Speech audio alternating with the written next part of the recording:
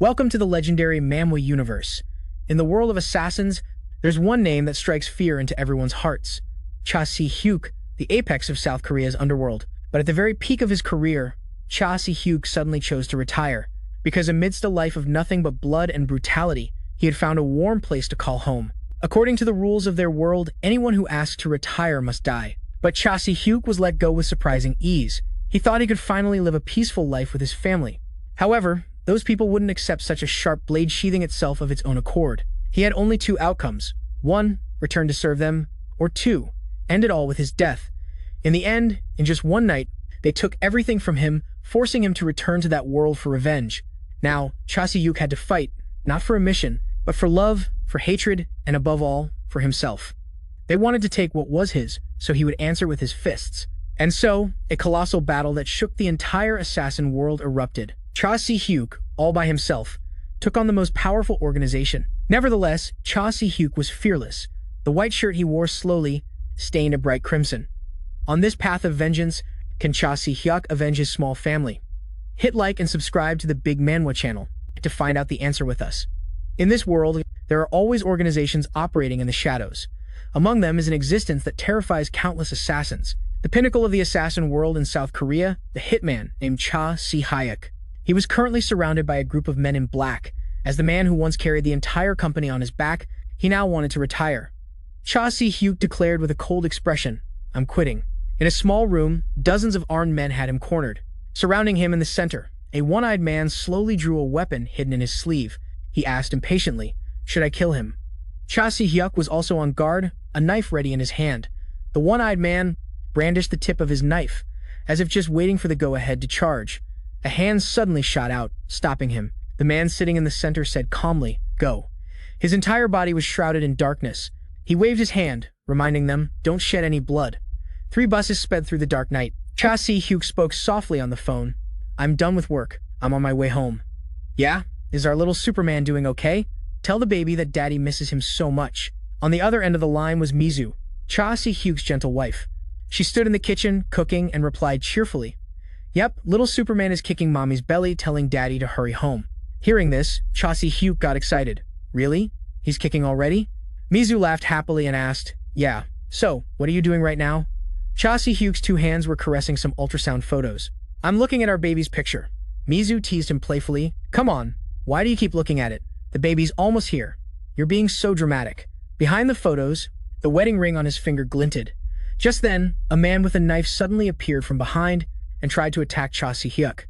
He easily noticed and spun around to dodge. The man glared at Cha Si-hyuk. Mizu, hearing the commotion, asked curiously, "Wait, I think I heard something." The other people on the bus at that moment started to panic. "Call the police! Hurry! There's a man with a knife! Help me!" The assassin's eyes were terrifyingly emotionless. He growled a warning, "I'll spare you lot, so don't scream. All of you, get off the bus." Then, he pointed the knife at Cha Si-hyuk and emphasized, "Except for you." The people on the bus scrambled off. Cha Si-hyuk quickly replied, "Mizu, yeah, honey, I'll call you back. I love you." The assassin charged again, swinging his knife at Cha Si-hyuk. His eyes had now turned dark and cold. Cha Si-hyuk used one hand to control the knife in the assassin's hand. With his other hand, he immediately threw a punch. The assassin was sent flying backward by the blow. He fell and hit his head on the ground, blood spraying from his nose. Before he could even react, Cha Si-hyuk followed up with a powerful kick to the guy's face. Then, he gripped his neck tightly. The assassin struggled, coughing a few times. Cha Si-hyuk directly questioned him, "Who are you?" But the assassin suddenly let out a sinister laugh. He retorted mockingly, "You don't recognize my face? That's right, the company ordered your execution." Hearing this, Cha Si-hyuk's brow furrowed in shock. The assassin was now being choked to the point of suffocation by him. His 2 eyes rolled back, wide open, but he still taunted Cha Si-hyuk arrogantly. "You think you can live in peace just because you quit?" After saying that, he lost consciousness. Cha Si-hyuk quickly took out his phone to call Mizu, but all he got was a cannot be connected message. After the beep, Cha Si-hyuk immediately had a bad feeling. Mizu. A pot of hot kimchi stew was boiling on the stove. Mizu was preparing the food, thinking to herself, "The food's almost ready. I hope he gets home soon." Just then, a knock came from the door. Mizu went to the door and asked, "Who is it?" The person outside introduced himself. "Hello, I'm a colleague of your husband's. I'm here to drop off some things related to his retirement." Hearing this, Mizu was immediately confused. retirement, but she decided to open the door anyway.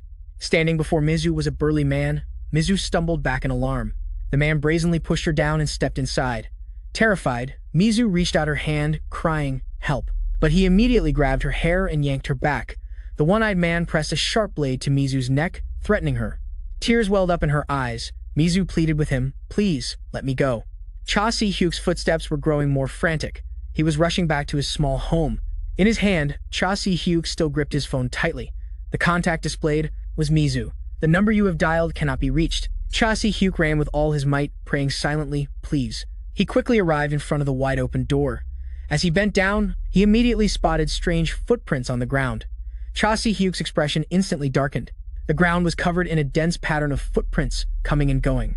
Cha Si-hyuk quickly stepped inside. The one-eyed man was already sitting there waiting. As soon as he saw him, he spoke up, "So you're here."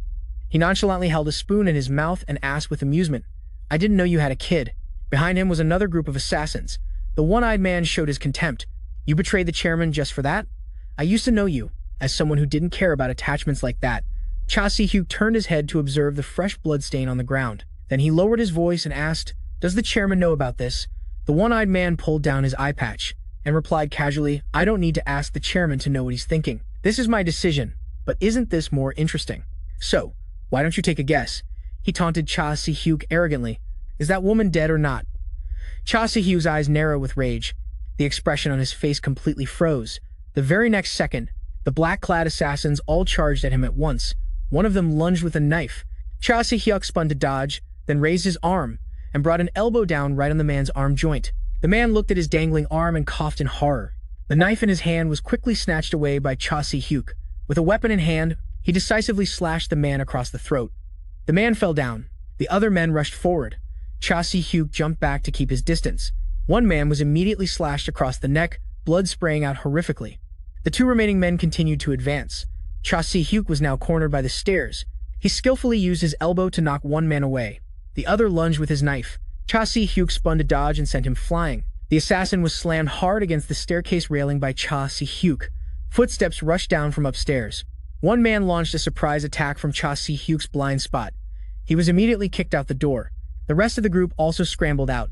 The sounds of a fierce struggle echoed from outside. The one-eyed man let his underlings do the work while he stood inside, leisurely smoking a cigarette. One man, in a panic, tried to run back inside but was suddenly caught by an arm. Then, fresh blood splattered everywhere, soaking a corner of the floor. Cha Si-hyuk stepped right on that filthy bloodstain.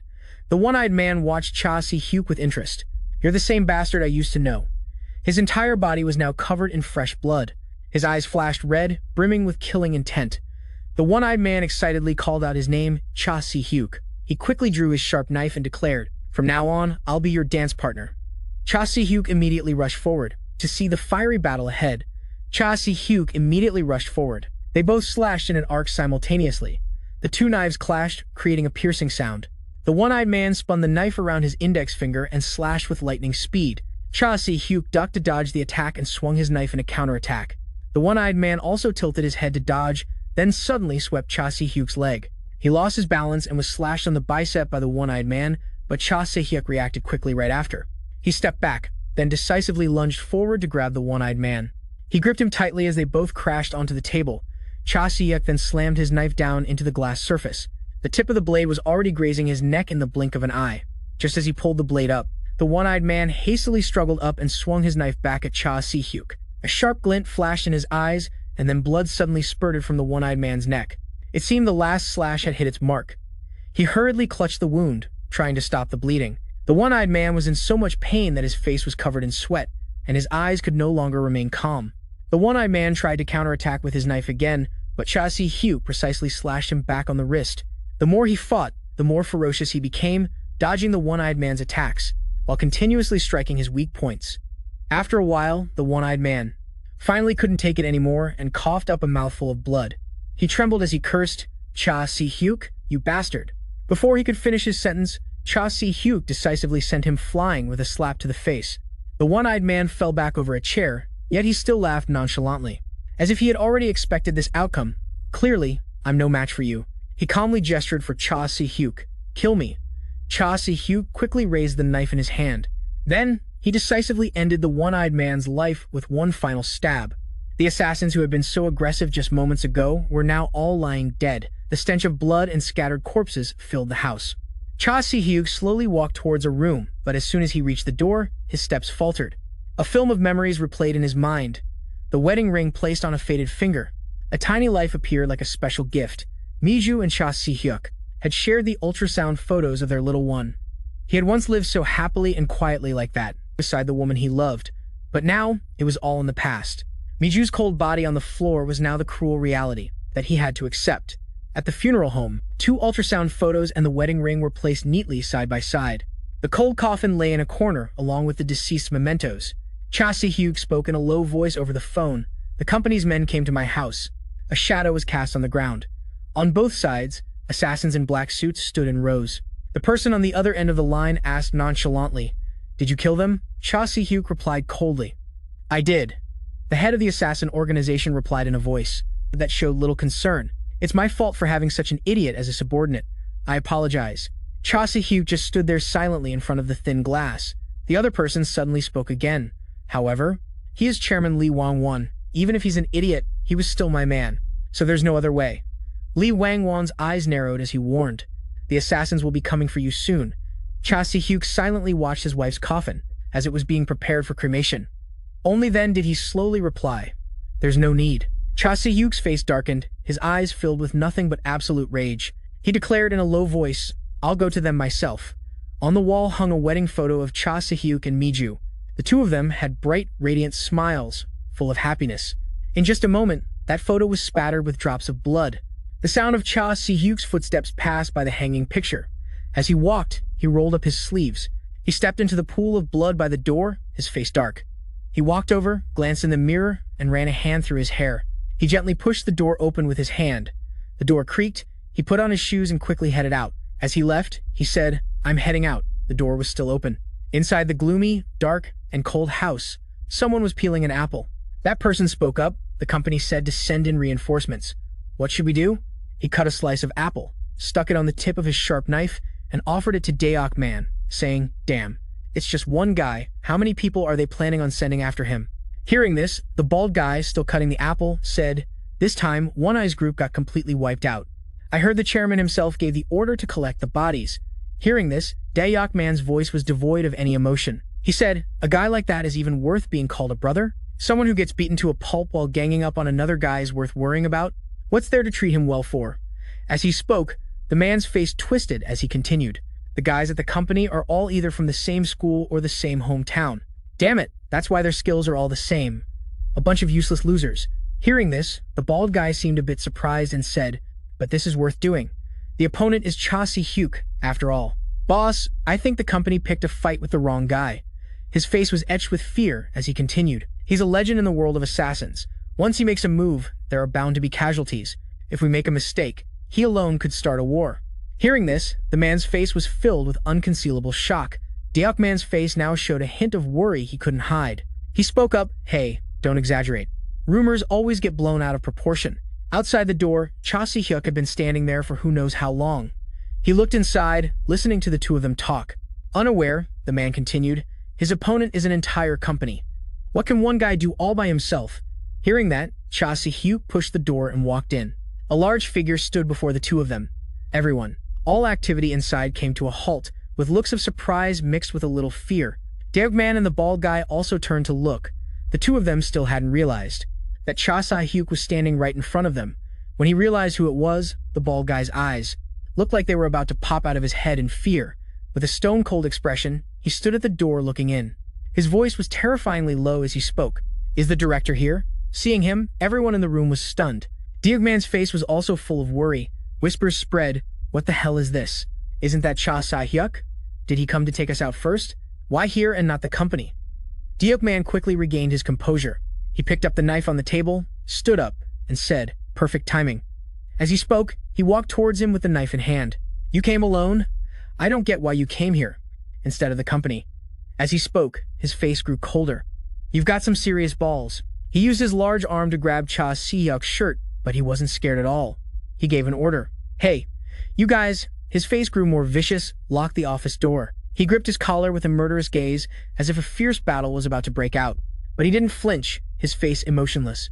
He didn't respond, just stood still, letting the man do whatever he wanted. A man with a limp, leaning on a cane, approached. He spoke up, "Stop, or else something will happen," he said as he walked towards the two of them. When he stood before them, he said, "It seems my boys are quite surprised. They've all been in an uproar lately because of you." He then lowered his head, as if feeling sorry, and continued, "Please try to understand." Seeing this, the oak man said, "Director, are you just going to let this bastard go?" The man walked past him and said, "Go make some coffee. The oak man, he's a guest." After saying that, he and Cha Si-hyuk walked over to the sofa and sat down. Hearing the order, the man quickly told his underlings to make coffee. As soon as they sat down, the director spoke up. "Right now, I'm very curious." The oak man and his underlings stood in a long line. He paid them no mind and continued, "What is your reason for seeking out a backyard old-timer like me?" The coffee was ready, and an underling quickly placed it in front of him. His face was still ice-cold as he spoke. "You still have your people at the company, don't you?" He didn't wait for a reply and continued. Everyone gathered, and a car was waiting. Hearing him say that, the old man's face turned cold. He continued, "Chairman Lee Wong-won, I'll kill him for you." Hearing this, the Oakman shouted, "The fuck did you just say, you bastard?" Hearing the man's words, Bong-won said, "Stand down."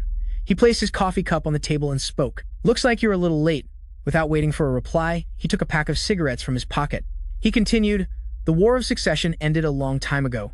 As you can see, I've been pushed back by Wang-won and Neville.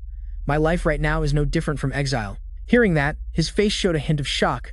Seeing this, the chairman continued, "So how could I possibly have any power left?" As he put a cigarette in his mouth, a subordinate immediately lit it for him. He continued. Most importantly, his face grew more serious as he said, "As far as I know, you're the one who came looking for me, Bong-won. This seems more beneficial for you, doesn't it?" As soon as he finished speaking, the room fell dead silent. After a moment, he replied, "Stupid." His cold expression didn't change one bit. Seeing that the chairman didn't respond, he continued, "You're still afraid of your little brother, aren't you?" Those words seemed to hit a nerve with Bong-won. He was silent for a moment. His expression turned ugly.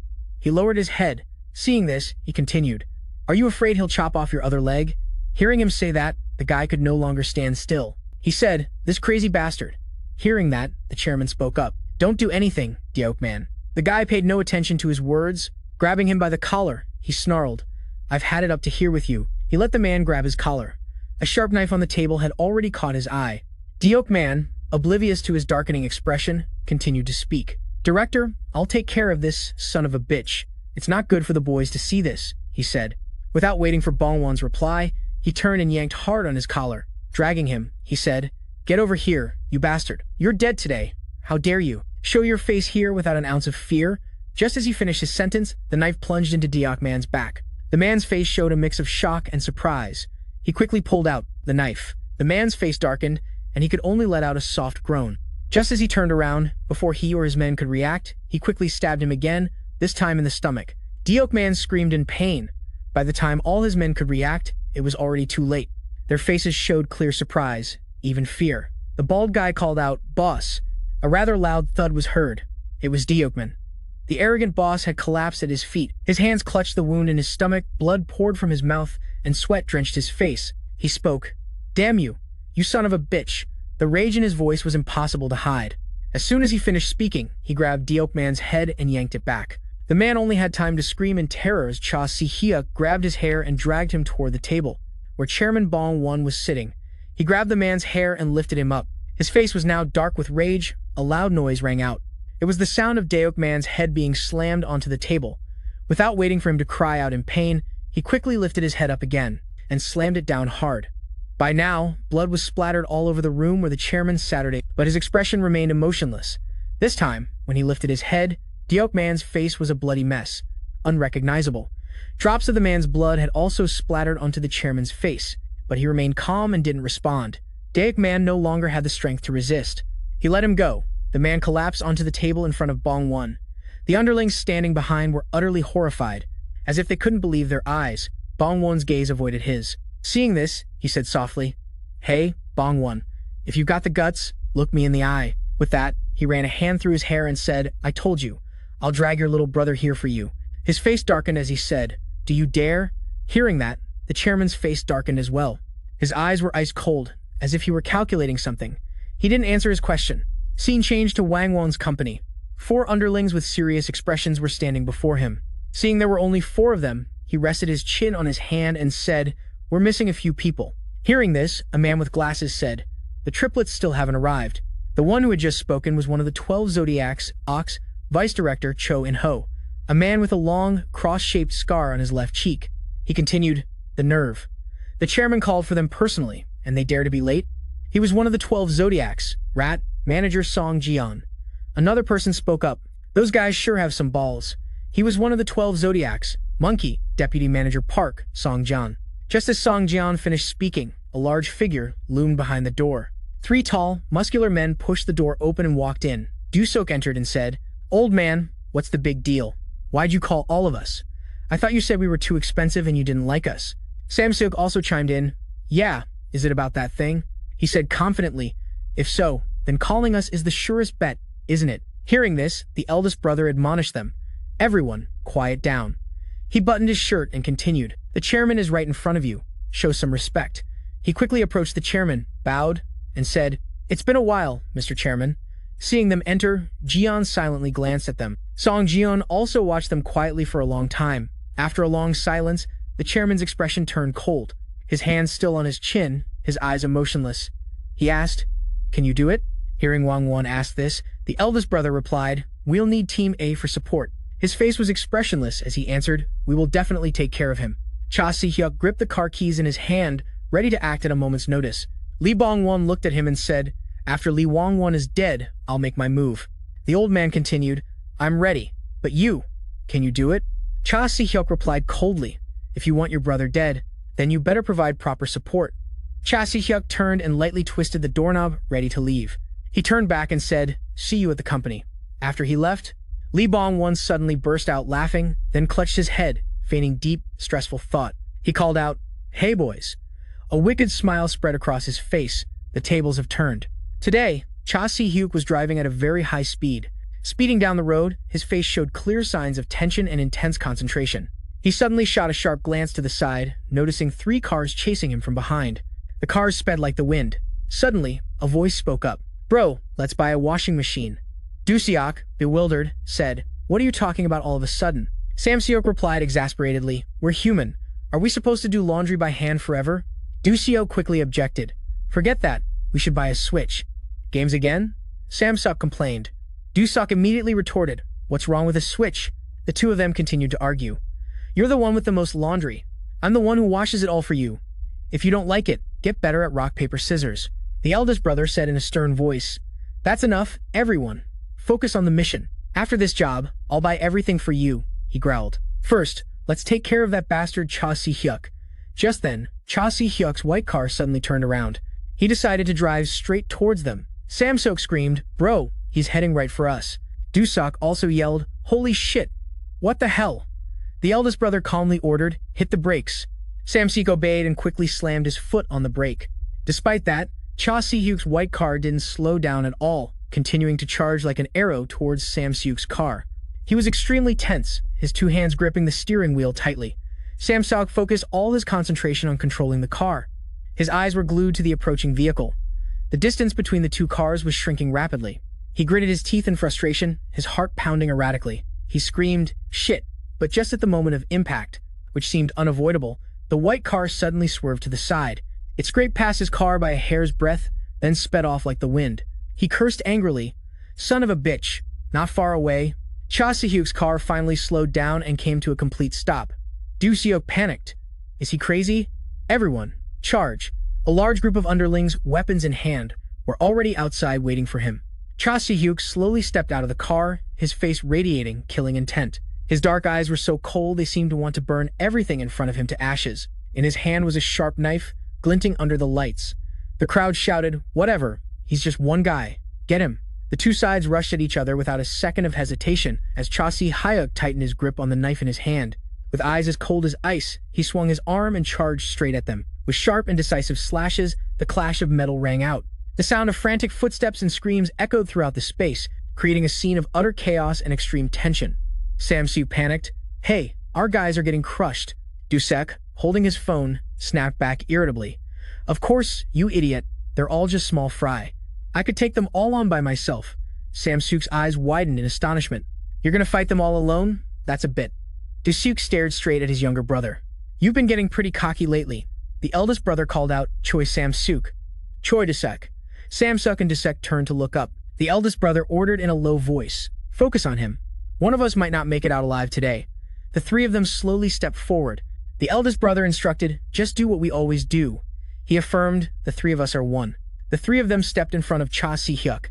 Their underlings lay scattered all over the ground. Some were groaning in pain, while others were unconscious. Blood was splattered all over the floor in front of them. Cha Si-hyuk turned his sharp, cold gaze to the three of them. The two sides stared at each other, not saying a word. The tension was so thick you could cut it with a knife, as if a single heavy breath could make everything explode. The eldest brother gave the order, kill him. The two sides immediately lunged at each other like two tornadoes colliding in a thunderstorm. Without a word, Cha Si-hyuk's cold gaze swept over the men before him. Then he suddenly threw a powerful punch, the chairman's triplets, Cha Si-hyuk thought to himself, I have to be careful fighting them. The three of them don't act alone, they coordinate their attacks. They work together with astonishing agility and synergy, moving nimbly in the blink of an eye. Their figures flickered in and out of sight through the air, thick with killing intent. This even made Cha Si-hyuk pause for a beat, a flicker of surprise in his eyes. In that moment, it was as if the three of them took control, attacking simultaneously from three different blind spots. The assault was sudden and precise, forcing Cha Si-hyuk to retreat, his eyes widening in shock. Their coordinated attacks. While Cha Si-hyuk was fiercely dealing with one in front of him, another silently charged from behind with a knife. The blade flashed under the lights, reflecting the deadly coldness in his eyes. Just then, Dusuk suddenly launched himself into the air, his body soaring in a powerful leap. Without a single wasted motion, he twisted in mid-air, bringing his leg down powerfully like an axe. The kick, delivered with full force and precision, was aimed straight at Cha Si-hyuk's back. It sent blood splattering everywhere. He laughed loudly, first hit's mine. Right after the kick landed, Cha Si-hyuk spun around in an instant. He reached out, grabbing Dusuk by the collar in mid-air. Then, Cha Si-hyuk summoned all his strength and violently slammed Dusuk onto the ground. His body hit the hard floor with a sickening thud, making a gruesome sound. Three cold, sharp knives lay abandoned on the ground, their steel glinting under the flickering lights, like three waiting omens of death. Cha Si-hyuk slowly lowered his gaze, his stare as sharp as a blade. His eyes landed on one of the three cold blades. He gripped its hilt and took a step forward. His eyes locked onto the two remaining brothers. He grimaced. My back muscle is torn. The longer this drags on, the bigger the disadvantage for me, he thought. I have to end this quickly. Sam-suk suddenly asked the eldest brother, is your face okay? Our other brothers got some great aim. The eldest brother snapped, I'll deal with him when we get home. Sam-suk burst out laughing. You're so screwed, the eldest brother yelled. Youngest, cut it out, Dusuk then shouted. What are you two doing? Hurry up and take him down. Hurry up and finish him. The other two didn't hesitate for a second longer. They charged forward in unison, like two arrows slicing through the wind, each holding a knife. They rushed toward Cha Si-hyuk with do-or-die resolve, their blades a flash of steel, carving cold streaks of light through the air, aiming straight for his vital points. Just then, Dusuk rushed in from the side, joining the other two in a coordinated attack. The three of them charged forward with fateful determination. Dusuk lunged forward. Gripping the hilt of his knife, he stabbed it deep into Cha Si-hyuk's leg. For a brief moment, Cha Si-hyuk was stunned. His eyes widened slightly, as blood gushed violently from the wound, spraying out in crimson streams, soaking the ground and the hem of his shirt. The constant clash of blades created a harsh, grating sound, like screaming metal, in a frenzy. The tips of the knives whizzed through the air, creating a sharp whistling sound as they cut through the air. Cha Si-hyuk thought to himself, I'm losing too much blood. If this fight drags on, I won't be able to hold out much longer. They're seasoned fighters who are used to working together. He continued to think. Two of them are pinning my arms. While the other one strikes at the perfect moment. Cha Si-hyuk scanned his surroundings.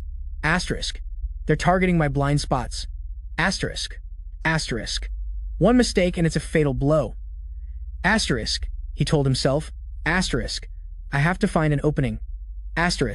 He struggled to fend off the relentless barrage of attacks coming from all three sides. An opening, Cha Si-hyuk repeated to himself. I have to see it. Sam-suk cheered. Hey, he's about to die. What are you gonna do when we're done? Don't get cocky, the eldest brother warned. Carelessness will get you killed. Cha Si-hyuk quickly fell back, hiding his body behind a large pillar. The other three immediately charged forward like three tornadoes, knives in hand. Raising their knives high with blazing fighting spirit, they stabbed the sharp blades deep into the pillar, sinking deep into the hard wood, creating a jarring sound and a large crack. The eldest brother thought, asterisk, we clearly have the upper hand, but my killer instinct is telling me something. Asterisk. He stared intently. Asterisk. This guy is dangerous. Those are the eyes of a predator that has cornered its prey. Asterisk. He was startled. Asterisk. Those eyes. Asterisk. The eldest brother took a step back. Asterisk. How can this be? Asterisk. Asterisk. I'm facing a guy on the verge of death, so why do I? Asterisk. He was confused. Asterisk. It feels like I'm fighting on the edge of a cliff. Asterisk. The eldest brother was wary. Asterisk. I better not rush in recklessly. Asterisk. Damn it, Samsuk hissed. He rushed forward with his knife, yelling, Why won't you just die already? The eldest brother panicked and yelled, Youngest, no! The world suddenly seemed to darken. In that instant, Cha Si-hyuk's gaze turned colder and sharper than ever. Before Samsuk could react, Cha Si-hyuk's hand shot out and grabbed him. A powerful arm tightened around his neck as fast as lightning. The grip was decisive and ruthless. Samsuk's breathing grew hoarse and ragged. His vision darkened with fear and pain. The other two stood frozen in place, their eyes filled with confusion and extreme tension. They cried out in a panic, Wait! The two of them quickly dropped their weapons. The eldest brother begged, I'll agree to whatever you want. Please, just spare our youngest brother. Samsuk choked out, Bro. Samsek whispered, Damn it, just don't buy a Switch, okay? Then he suddenly burst into tears. I really hate doing laundry by hand, damn it. Cha Si-hyuk swung his knife in a flash. The cold steel flash, carrying an overwhelming killing intent. Samsuk collapsed to the ground. His body was motionless, blood pooling beneath him and staining the ground red. Cha Si-hyuk spoke coldly. What are you doing? He said coldly. If you want at least one of you to survive. He looked straight at the other two and yelled, Then pick up your damn weapons. The remaining two didn't hesitate. They quickly bent down, picked up their knives, and charged forward to attack together. With surging, killing intent, the knives in their hands flashed as they swung, aiming for Cha Si-hyuk with fatal blows filled with hatred and despair. He reacted instantly, the blade in his hand a constant blur of motion. He parried each attack with incredible speed and precision. He fought both of them alone, his figure, a swift blur moving between their blades, like a cold whirlwind as the battle grew as tense as a drawn bowstring. The eldest brother suddenly circled around, silently closing in with a knife gripped tightly in his hand. He aimed to stab Cha Si-hyuk in the back, but just as the blade was about to connect, Cha Si-hyuk spun around as if he had anticipated it, a chilling glint flashing in his eyes. His left hand shot up to block the stab, and then, in the blink of an eye, he countered with a clean, sharp slash. His eyes were ice cold, calm, and utterly merciless. In just an instant, the blade in his hand swung up, cold and decisive, and plunged straight into his opponent's back. Blood sprayed from his mouth and his back, staining his shirt red. His body swayed for a moment before collapsing like a sack of potatoes. Jusok's subordinate cried out in alarm. At this point, on Jusok's face, blood was running from his nose, down over his lips and chin. His gaze was unsteady and dizzy after the intense fight. Without missing the opportunity, Jusok immediately lunged forward. He spun around and landed a direct kick to Jusok's head. The powerful kick came down like a sledgehammer. His entire body was thrown backward, collapsing onto the ground with a heavy thud. He whispered weakly, I'm so dead. Cha Si-hyuk tightened his grip on the knife in his hand. His eyes were as calm as a lake before a storm. Without a word, without a moment's hesitation, Cha Si-hyuk slowly swung the knife down. The cold blade tore through the air and plunged straight into Jusok's body. With the horrifying sound of tearing flesh, blood immediately spurted out, splattering onto the nearby car. It stained the car's body a deep, thick red. A voice came over the radio, Team A7, mission failed. A total of 18 people dead at the scene, including the 3 triplet brothers. Cha Si-hyuk's location is currently unknown. All personnel outside the company are to remain on high alert. Someone else reported, We've identified Cha Si-hyuk's location. The commander asked urgently, Where? The informant swallowed nervously. Well, right now, Cha Si-hyuk is standing in front of the company, covered in blood. The informant exclaimed in fear. He's standing right in front of the company gate. Mansu was utterly bewildered. He's in front of the company? He hastily grabbed his jacket and left. I'm trying everything to stop him. I'll be right down. Someone called out, Team leader. Another person spoke up, Should we head out too? Mansu quickly warned, Get ready. Cha Si-hyuk is here. He continued. Those of you who were on his team should know. He glanced at the 3 people behind him. What that means, right? Cha Si-hyuk stood silently, without a word, his figure motionless in the quiet space. The disparity in numbers made the atmosphere heavy. His opponents had gathered in a large crowd, while he was all alone. On the other side, everyone's faces were grim, as if an incredibly fierce battle was about to erupt. The head of security, Oh Nam Woong, answered his phone. The voice on the other end spoke. "I've already spoken with the director," he calmly ordered. "Let him in." There are too many eyes watching. Cha Si-hyuk slowly walked inside. Each footstep echoed softly in the suffocatingly tense atmosphere. Nam Woong said gravely, "Cha Si-hyuk must be handled quietly within the company." The subordinate from before stepped aside. "Move. This is an order from the higher-ups. Just let him pass." He continued to order. "Everyone, part ways." Cha Si-hyuk took slow, deliberate steps, as if he were strolling through a familiar scene, not surrounded by enemies. Every step he took was heavy, yet steady. It created an invisible pressure that spread through the area. None of the surrounding subordinates dared to move. Their eyes were glued to him, full of wariness and apprehension. A soft voice called out from nearby. Si-hyuk. His former teammate appeared and asked, "Do you really have to take it this far?" Mansu said slowly, "I heard what happened, but no matter what, the living have to go on." He warned in a stern voice, "You're blinded right now. If you go in there, you'll die." Cha Si-hyuk just replied softly, "Mansu, I received the baby clothes. Mizu loved them." He then placed a hand on Mansu's shoulder and said, "Thank you." Then he walked past him in silence, without another word. He didn't even look back. Mansu stood frozen on the spot, silently watching Cha Si-hyuk walk away, his eyes filled with obvious concern. Cha Si-hyuk continued straight inside, his demeanor calm and full of confidence. The receptionist said, "Sir, please wait a moment." Everyone in the company turned their heads in unison to look at Cha Si-hyuk. Their gazes were a mixture of surprise and tension, but he paid them no mind and calmly walked on. His cold gaze was fixed straight ahead. Those men quickly followed him. Cha Si-hyuk reached the elevator, pressed the button, and stepped inside. An automated voice announced, "Doors closing." Without a word, one of them suddenly reached out and held the elevator door open. They slowly stepped inside, standing beside Cha Si-hyuk. However, Cha Si-hyuk didn't even glance their way. His gaze remained fixed forward, his face completely devoid of emotion. After a moment, he spoke. "How much longer are you going to drag this out?" He urged them, "Let's just get this over with." The automated voice repeated, "Doors closing." At that very moment, they immediately raised their knives and lunged toward Cha Si-hyuk. The elevator shuddered slightly. Then, the doors slowly slid shut. Lee Kwang-won silently pulled out a cigarette. He lit it and took a drag, then asked, "Where are Lee Bong-won's men?" Nam Won quickly replied, "We've confiscated all their weapons and gathered them in the conference room. They likely won't be leaving that room today." Then, the other man asked, "But why are you going this far?" Lee Kwang-won calmly replied, "There's a report that Cha Si-hyuk met Lee Bong-won." He continued, "It may look like I'm overreacting to you, but there's something that I saw back before I even became chairman." He recalled a time from the past. It was when he and Lee Bong-won were still young. Lee Bong-won's voice rang out, "Kwang-won." He ordered, "This time, you handle the Sun-gu Construction Group incident for me." "Lee," Kwang-won asked in surprise, "You mean it's gotten to the point where I have to handle it myself?" Lee Bong-won shrugged. "They're just a bunch of third-rate thugs. Just make an example of them from the get-go," he emphasized. "Deal with them decisively so they can't interfere with our project." He picked up an iron hammer, approached a man, and called back over his shoulder, "Dad has high expectations of you." He stomped on the man, causing tears to well up in his eyes. Lee Bong-won tightened his grip on the hammer, a murderous glint flashing in his cold eyes. He raised the hammer high and brought it down forcefully on the man. He continued, "Do a good job." The scene shifts to a high-rise factory. Lee Kwang-won said softly, a brand new face. He looked annoyed. "I can't believe the one telling me to return is a rookie like this. You've really got some nerve." He turned the doorknob and added, "Rookie, today you don't need to." He hesitated for a moment, then turned to Cha Si-hyuk. "Do anything." Lee Kwang-won slowly stepped inside. Cha Si-hyuk followed him, his expression calm to the point of being cold. As soon as the two of them appeared, the subordinates on the other side all turned their heads, their sharp gazes fixed on Cha Si-hyuk. But he didn't flinch in the slightest, standing amidst the dozens of intimidating glares.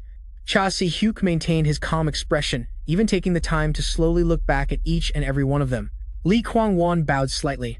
"A pleasure. I'm Vice Chairman Lee Kwang-won." The other man replied arrogantly, "Weren't we supposed to be meeting with Director Lee Bong-won?" He stated bluntly, "Get the director out here. I have nothing to say to you." He continued with an annoyed expression, "What kind of way is this to do business?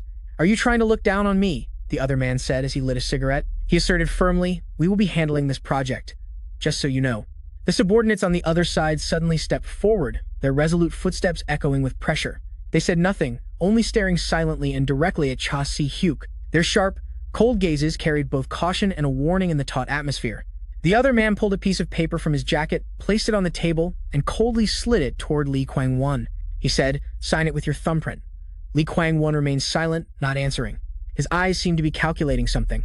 Just then, Cha Si-hyuk suddenly walked straight up to the man who had just placed the paper on the table. The other man turned to ask him, "What? You want to read the contract?" Without a word, Cha Si-hyuk immediately swung his hand and slapped the man straight across the face. It was a stinging blow that snapped the man's head to one side. Lee Kwang-won's eyes widened, unable to hide his utter astonishment. At this unexpected move, Cha Si-hyuk didn't hesitate for a second. His hand clamped down on the man's head, holding him so tightly he couldn't move. He stressed, "Listen and remember this well." He then suddenly slammed the man's head down onto the table. The tempered glass tabletop instantly shattered, sending sharp fragments flying everywhere. He slowly continued in a commanding tone, "From now on, this is how you're to greet people." Seeing this, the subordinates roared in anger and charged forward. "Damn it, you crazy bastard." In the blink of an eye, Cha Si-hyuk unleashed a series of powerful and brutally precise counterattacks.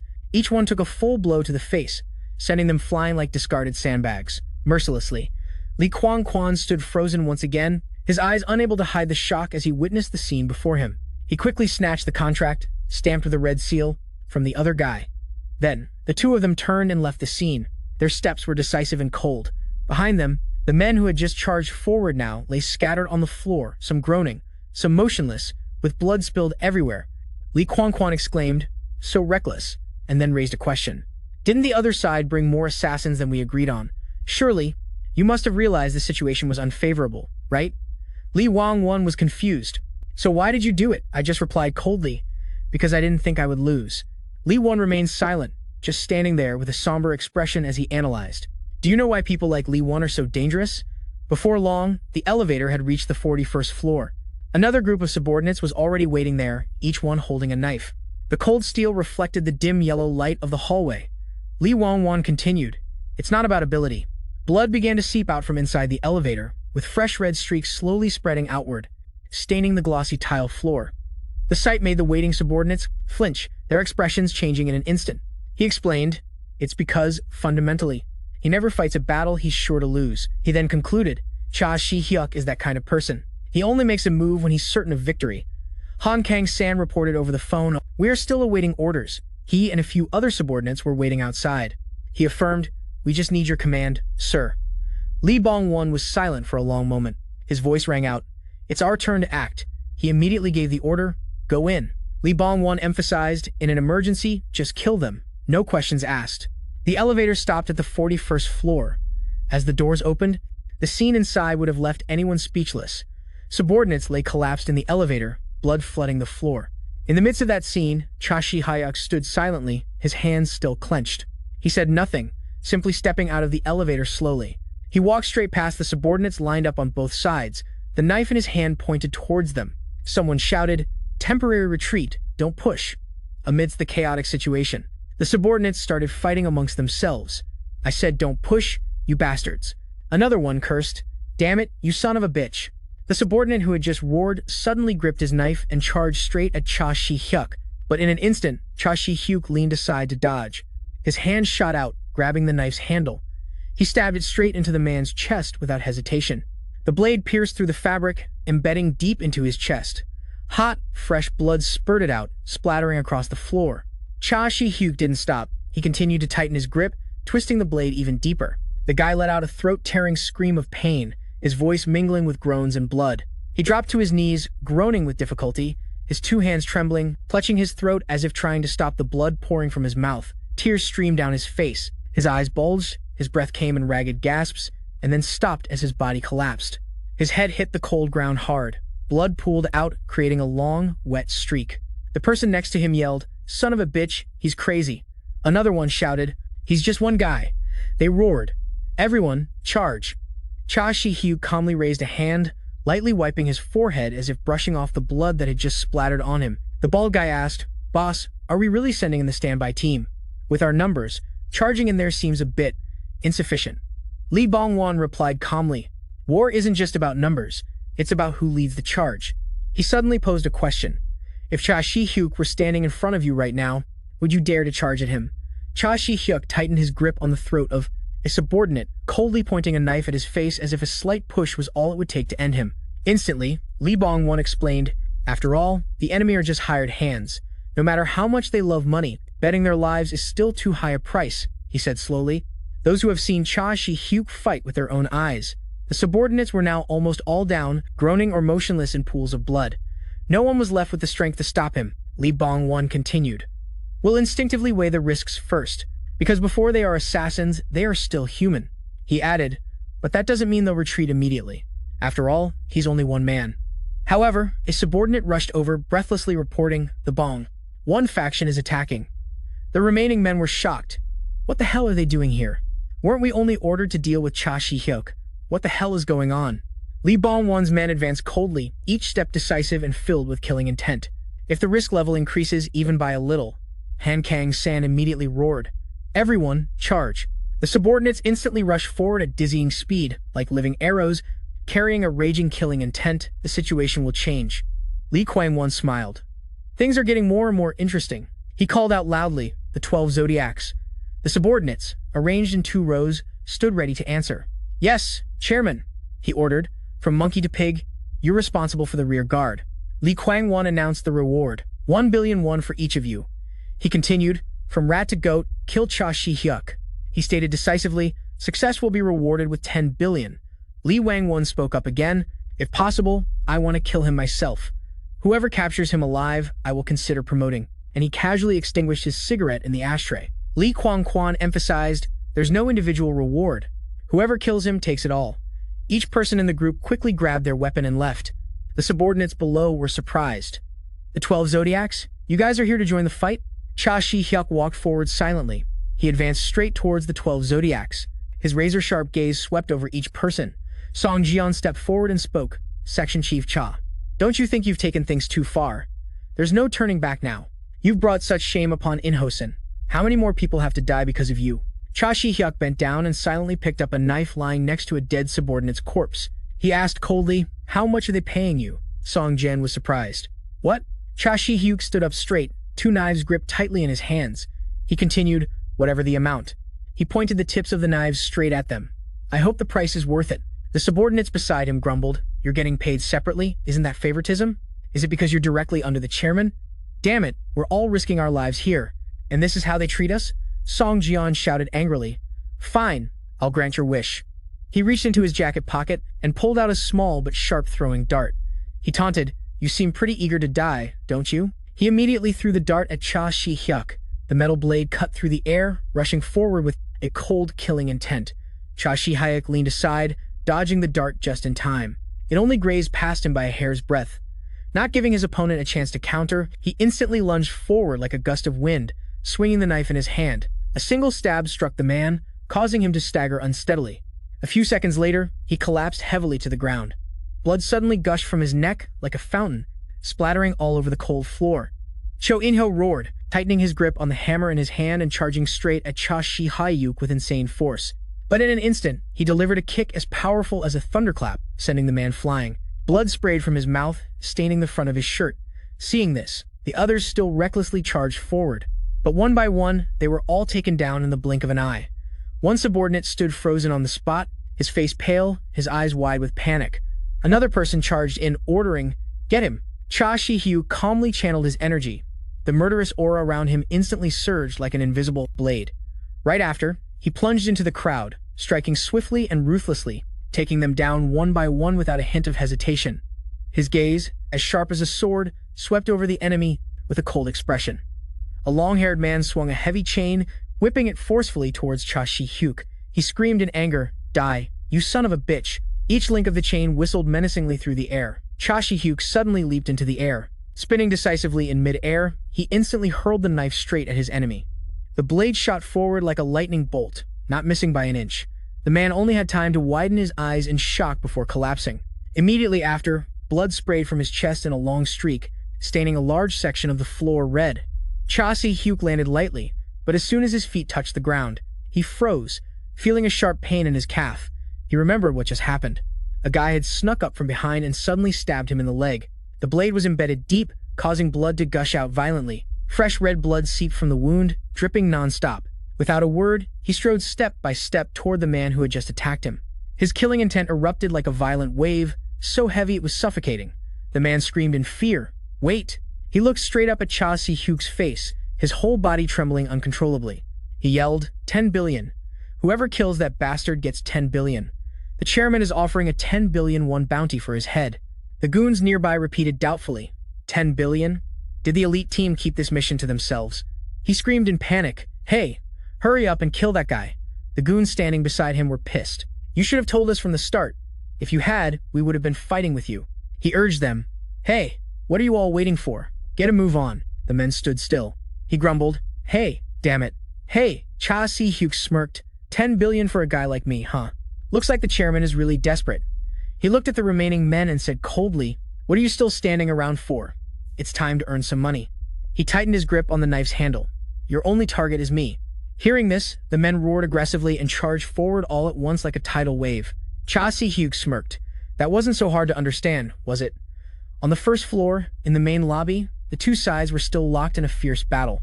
One of the 12 Zodiacs, Dog, struck decisively, instantly taking his opponent's life. Elsewhere, Rooster and Pig were also fighting fiercely, while Ram took down his opponent with a single, overwhelming blow. The man was beaten so badly, he collapsed completely. The Zodiac warriors stood there proudly. It seemed no one could stand against them. Suddenly, Ram spoke up, assigning tasks. "Dog, take the stairs. Make sure Lee Bong-won's men can't get up." Next, Rooster and Pig blocked the entrance. Finally, the man rubbed his wrist and decided, "I'll handle that guy." The opponent he was targeting was Kang San. Scene change. The elevator now showed the 22nd floor. Inside were Mansu and his subordinates. "Team leader, are we really going to do this?" the subordinate asked with some hesitation. The chairman had put a 10 billion won bounty on Cha Si-hyuk's head, but Mansu answered straightforwardly without flinching. "Anyone who doesn't want to participate, step aside." Hearing this, his two subordinates said nothing more. The elevator continued up to the 41st floor. The doors were opening. Just as the elevator doors opened, a crowd of people from this floor rushed, storming past. The Scarface subordinate witnessed this and was confused. "What the?" The crowd was now pushing and shoving each other. "Get out of the way. I'm going first. Don't cut in line. It's 10 billion. A series of knives flashed out, stabbed by someone. That person was Cha Si-hyuk. He took them down one by one as knives flew from all directions. While fighting, he calculated, the space is too narrow. There's no terrain to take advantage of. Dodging every attack in a place like this is nearly impossible. It's a huge disadvantage. The mob lunged at him, as if wanting to devour their prey alive. They yelled to each other, "We're almost there." "Charge! Die!" The crowd roared endlessly. "Die! Die!" Cha Si-hyuk's murderous gaze swept over them one by one. Just as someone tried to sneak attack him, Mansu intervened in time. Mansu knocked the man head over heels to the ground. Everyone who witnessed it stared blankly. "What the hell?" Mansu roared. "Are you all insane?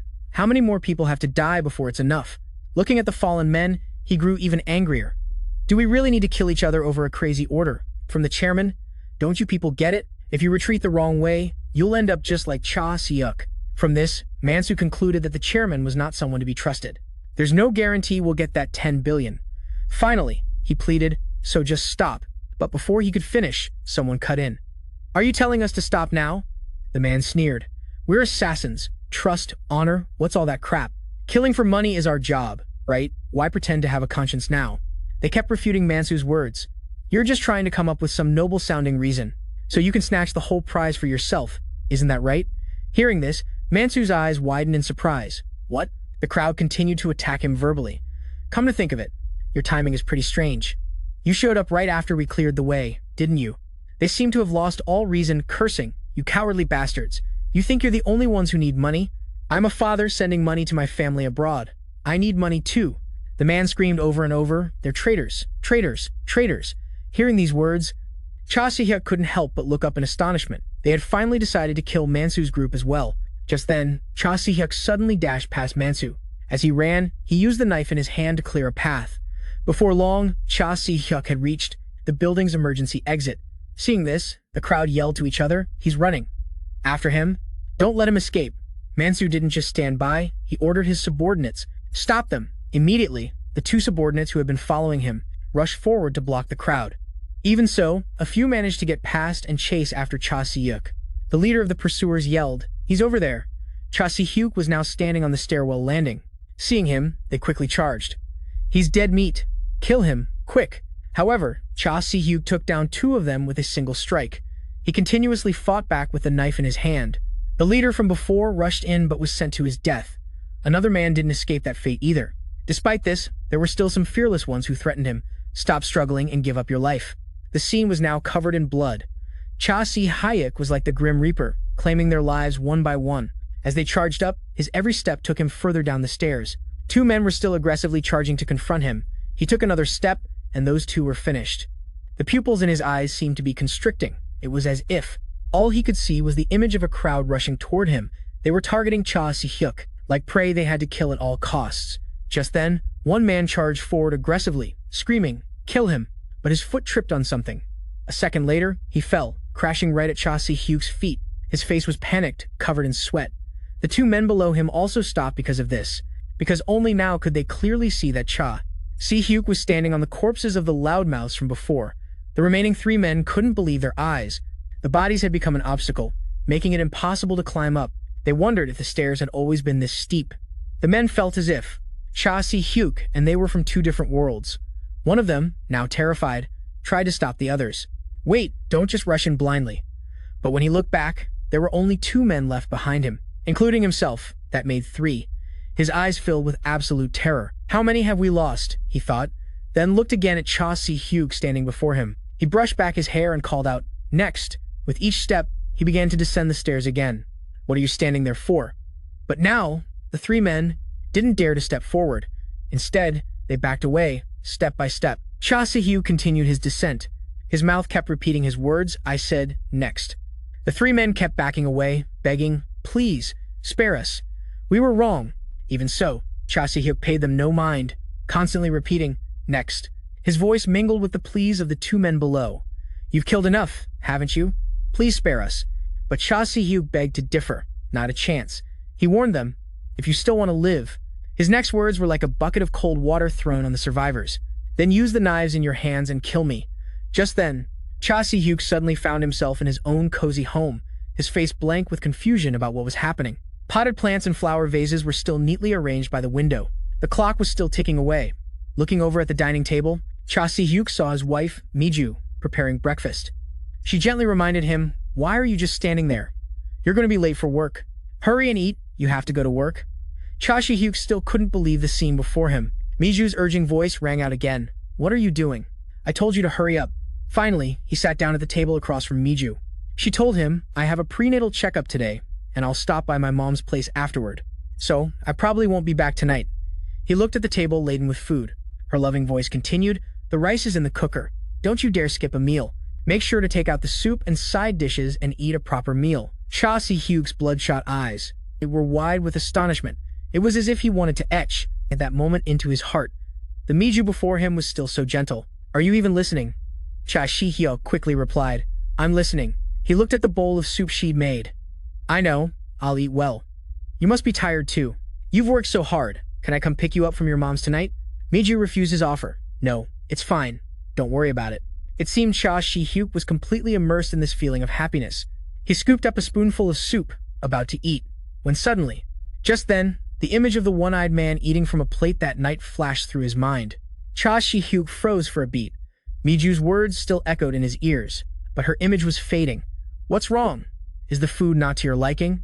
In its place, the figure of the one-eyed man with a sinister smile appeared before Cha Si-hyuk, along with the image of a blood-soaked Cha Si-hyuk standing over Miju's body. Her gentle voice still echoed as if to wake him. His eyes, which had always been filled with killing intent, were now about to fill with tears. That night, Cha Si-hyuk sat at the dining table. He was like a soulless man, staring intently at the empty chair across from him. His hand still held the spoon. A moment later, he placed it back down on his rice bowl. Looking at the food prepared on the table, Cha Si-hyuk's voice rang out. "Mizu, can I eat a little later?" In the silent room, only Cha Si-hyuk remained seated. "The soup isn't cold yet. I'll be right back." Now, returning to reality, his eyes slowly opened. Mansu was already standing in front of him, asking with concern, "Cha Si-hyuk, are you awake?" His eyes were deep with worry. At this moment, bodies were strewn across the staircase, where Cha Si-hyuk was also sitting. Mansu kept asking, "Are you okay?" When suddenly, he stood up, surprising the older man. He then walked right up to Mansu. A second later, Cha Si-hyuk walked past him. Mansu put a hand to his forehead and relayed the information. I heard the chairman went to intercept Li Bong-won, so they'll be late. We'll handle things here and then come help. He turned around, his eyes filled with determination. Consider our debt for my sister-in-law's meal repaid. Now that it's come to this, we must kill Li Wang-won at all costs. Along with those words, Cha Shi-hyuk was panting heavily. Elsewhere, a foot was stomping on someone's suit vest. Having been hit, the man slowly fell downward, completely bewildered. He landed right where two people were about to fight. Kang San's gaze was fixed on his opponent. On the other side, Song Jae quickly rushed forward. Seeing his enemy charge, Kang San also gathered strength in his legs and jumped. He threw a kick at Song Ji's head, but the man ducked to dodge it. He followed up with a kick to the waist that Song Ji couldn't block in time. The underlings on the side started murmuring, "Isn't that Kang San from the previous generation of the 12 Zodiacs? Didn't he retire?" One of them asked, confused. "He's been retired for over 10 years. What's he doing back now?" The two continued to fight fiercely, but it seems Song Ji was at a disadvantage, continuously enduring Kang San's attacks. Sharp spikes emerged from Kang San's shoes. He relentlessly attacked Song Ji, making it impossible for him to dodge. Seizing an opening, Song Jae blocked his attack with his hand. Then, he pulled Kang San forward, and behind him, Song Ji threw a powerful punch, forcing him to block with both hands. He struggled to withstand the blow. His eyes showed surprise at his opponent's refusal to back down. Kang San quickly flipped and retreated, seeing that his opponent had taken a hit. Song Ji taunted, "You were pretty fast back in your younger days, huh?" He rolled his wrists. "You've certainly lost your edge, haven't you?" Being taunted, Senior Kang San gave him a warning with his ice-cold glare. Suddenly, a noise caught Song Jae's attention. A crowd was cheering. "The guards are here." The group of 12 Zodiacs sent to deal with the red suits had finally arrived. Elsewhere, 2 notification signs were flashing red.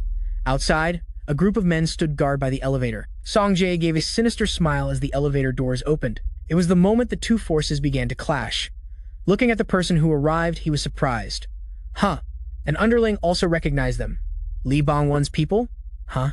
Inside the company, Li Bong-won's faction fiercely gave the order, "Kill them." With that, the two sides immediately clashed. Song Jae looked at the situation and felt that something was very wrong. Kang San also realized the problem. If there are only 4 members of the 12 Zodiacs left on the first floor, then the rest must have been taken care of by Cha Shi-hyuk. "My people are coming down," he said mockingly, emphasizing, "Your side has been completely wiped out, hasn't it?" Song Jae couldn't take it and cursed, "You bastard," but was cut off by Kang San. "Stop trying to act tough." At that moment, one of Song Jae's legs was bleeding profusely. Just by looking at it, Kang San realized, "Your right leg is crippled, isn't it?" His face was filled with amusement as he looked at his opponent. In contrast, Song Jae was anxious about being found out. The scene shifts to the 43rd floor, the chairman's office. Someone was standing guard at the door. Suddenly, the man's eyes darted to the side as if he sensed something. A man was running and cursing, "Damn it! Where the hell is everyone else?" He was terrified. "Why is that guy here?" Behind him, Cha Shi-hyuk was walking slowly. He hurriedly ran to the man from before. "Section Chief C, I only survived thanks to you. I fought as hard as I could. Everyone else is dead." Hearing this, Daeho's face soured. Section Chief Co is still alive, but before he could finish, he was slapped so hard his head snapped to the side. Then, the man grabbed him by the hair and slammed his head into the nearby wall. His body slowly slid down, along with Daeho's scolding, "Even now, all you know how to do is scurry around like a rat." He walked over to his subordinate's corpse as if he was about to do something. A moment later, he said, "The one who killed you today is Cha Shi-hyuk." Now, Cha Shi-hyuk and Daeho were face to face. The man greeted him. "Long time no see. I never expected you to make it this far." His voice echoed steadily in Cha Shi-hyuk's ear. "I heard you took down the triplets. Is that right? Those bastards were so cocky when they left." Then, he bared his perfectly white teeth in a grotesque smile. His face looked demonic as he said, "So in the end, they all got wiped out, huh?" His hand slowly reached for his weapon. Even the chairman, who always favored those pretty boys, must have seen the light by now. What he really needs is the 10 Zodiacs, us. With that, he swung a horizontal slash at Cha Shi-hyuk. However, he luckily dodged the attack and, quick as a flash, darted behind him. With a knife in hand, he slashed at the back of Daeho's leg. The man ground his teeth and let out a gruesome cry of pain. Refusing to back down, Daeho continued to swing at Cha Shi-hyuk, but he dodged every blow. With a single strike, Daeho sliced a nearby fire extinguisher in half. As the gas sprayed out from the extinguisher, Cha Shi-hyuk staggered backward. His whole body collapsed as if he'd lost his balance. Daeho laughed gleefully. "To have survived this long in that battered state, I'll give you that, you're good." Cha Shi-hyuk seemed to have exhausted all his strength. He was breathing with great difficulty. His eyes had grown dull. Suddenly, a knife slashed straight into Daeho's wrist, causing blood to spray everywhere. The man's hand went numb, and the weapon in his hand fell. The moment the axe dropped was when Cha Shi-hyuk ended Daeho's life. Inside the room, the men heard a loud noise. At the same time, the radio was constantly reporting, "All of Lee Bong-won's people have been released. Where are the reinforcements? The lobby has been breached. The dog, rooster, and pig of the 12 zodiacs. Song Ji has been taken down." At the same time, Kang. Down below, San stood proudly right next to his opponent, leaving Wang Won's underlings terrified. "The 12 zodiac members are down? Retreat! Retreat! Everyone, fall back." As soon as the order was given, the whole crowd scrambled to flee. Meanwhile, two men were still locked in combat. It was Daeho and Cha Se-hyuk. Se-hyuk pulled his knife out of the other man's body. The man screamed in agony, but Daeho still talked trash, looking down on Se-hyuk. "You're just a stubborn bastard on the verge of death," Se-hyuk said. "I heard you mention the triplets. So I gave it a little thought." His words were like a dagger to Daeho's heart. "You really are weaker than them." Hearing this, Daeho gritted his teeth in fury. "What? You think I'm weak?" He swung the axe in his hand and roared, I am Daeho, the leader of the 12 zodiac." Inside the room, only the rumbling from outside could be heard as the sounds of the fight echoed relentlessly. Chairman Wang Won remained seated in his chair, but his expression had grown tense. A moment later, the door swung open, flooding the room with light. It was unclear who had entered, but the underlings' expressions darkened. Namwoon also stared intently at the door as Cha Si-hyuk's voice rang out in greeting. "Quite the welcoming party, huh?" he remarked casually. "I told you yesterday, didn't I?" He then looked straight at Wang Won. Down below, he had already taken down Daeho. Cha Si-hyuk strode into the room like the Grim Reaper coming to claim a soul. "I told you I'd come myself." The scene shifts. A man was staring intently at the phone on the table. He seemed to be waiting for something. A bald man approached to reassure him. "Please, sir, just be patient. I'm not sure what the situation is over there, but if it's him, he'll definitely get in touch." Despite this, Lee Bong-won's gaze remained fixed on his phone. His voice suddenly cut through the silence. "It's strange. To rebuild the power that was once shattered and to prepare for this war. It took me 9 long years, but thanks to Cha Si-hyuk, the plan I've been preparing has been accelerated significantly, and yet this long, agonizing wait of mine will now end with just a single phone call." He sighed. "It's truly hard to describe, but perhaps I've always been waiting for the day this long, drawn-out war finally ends, even though the outcome can only be victory or defeat for some reason." As he said this, Lee Bong-won slowly lowered his glasses, a strange smile spreading across his face. "I feel strangely at ease." At that moment, back at the other location, Cha Si-hyuk was slowly making his way inside. The one to confront him this time was Nam-woong. Cha Si-hyuk's white dress shirt was now stained crimson with blood. He stood alone against 5 men, his eyes filled with killing intent as he stared them down. Yet, in his eyes, Nam-woong appeared strangely indistinct. The underlings on his side were ready for battle. "Your orders, Chief. Should we kill him right now?" Each man had a weapon at the ready, but Nam-woong's expression remained unhurried. He betrayed no emotion. Suddenly, someone was sent flying into the room from behind them. At the same moment, Kang San walked in. The man begged, "Please, don't kill me." But Kang San simply stepped calmly over the man and walked into the room. He instructed his subordinates, "Don't kill anyone unless you have to. Just focus on the target." After saying that, the whole group filed into the room one by one. At that moment, Wang Won was still sitting there, his face devoid of expression, while his underlings chattered nervously. "They've made it all the way here. Chief, what are we going to do?" However, Nam Wong remained silent. In the room, the two opposing factions prepared to fight. Mansu, standing among the group, couldn't help but marvel as he looked at Cha Si-hyuk. "I can't believe he actually pulled it off. Making an enemy of that guy was truly Lee Wong-won's last mistake." Kang San and Mansu focused intently, ready to fight. Despite bleeding, he still carried himself with the proud air of a leader. Nam Wong was the same. His gaze was fixed on them. Suddenly, he waved his hand, ordering his men to stand down.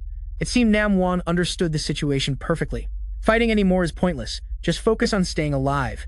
The men still didn't understand what was going on. "What do you mean, sir?" Nam Wong ignored them and pulled his phone from his pocket as he walked over to the seated Wang Won. The screen showed an incoming call from CEO Lee Bong-won of the Dusan Group. Dusan. This made Wang Won's eyes widen as he stared at Nam Wong, who didn't flinch. He explained, "It's a call from my CEO. You should probably take it." The underlings looked back and forth, completely bewildered by his words. Wang Won seemed to understand what was happening, his eyes filled with pure hatred as he glared at Nam Wong. Just then, the voice on the other end of the line spoke.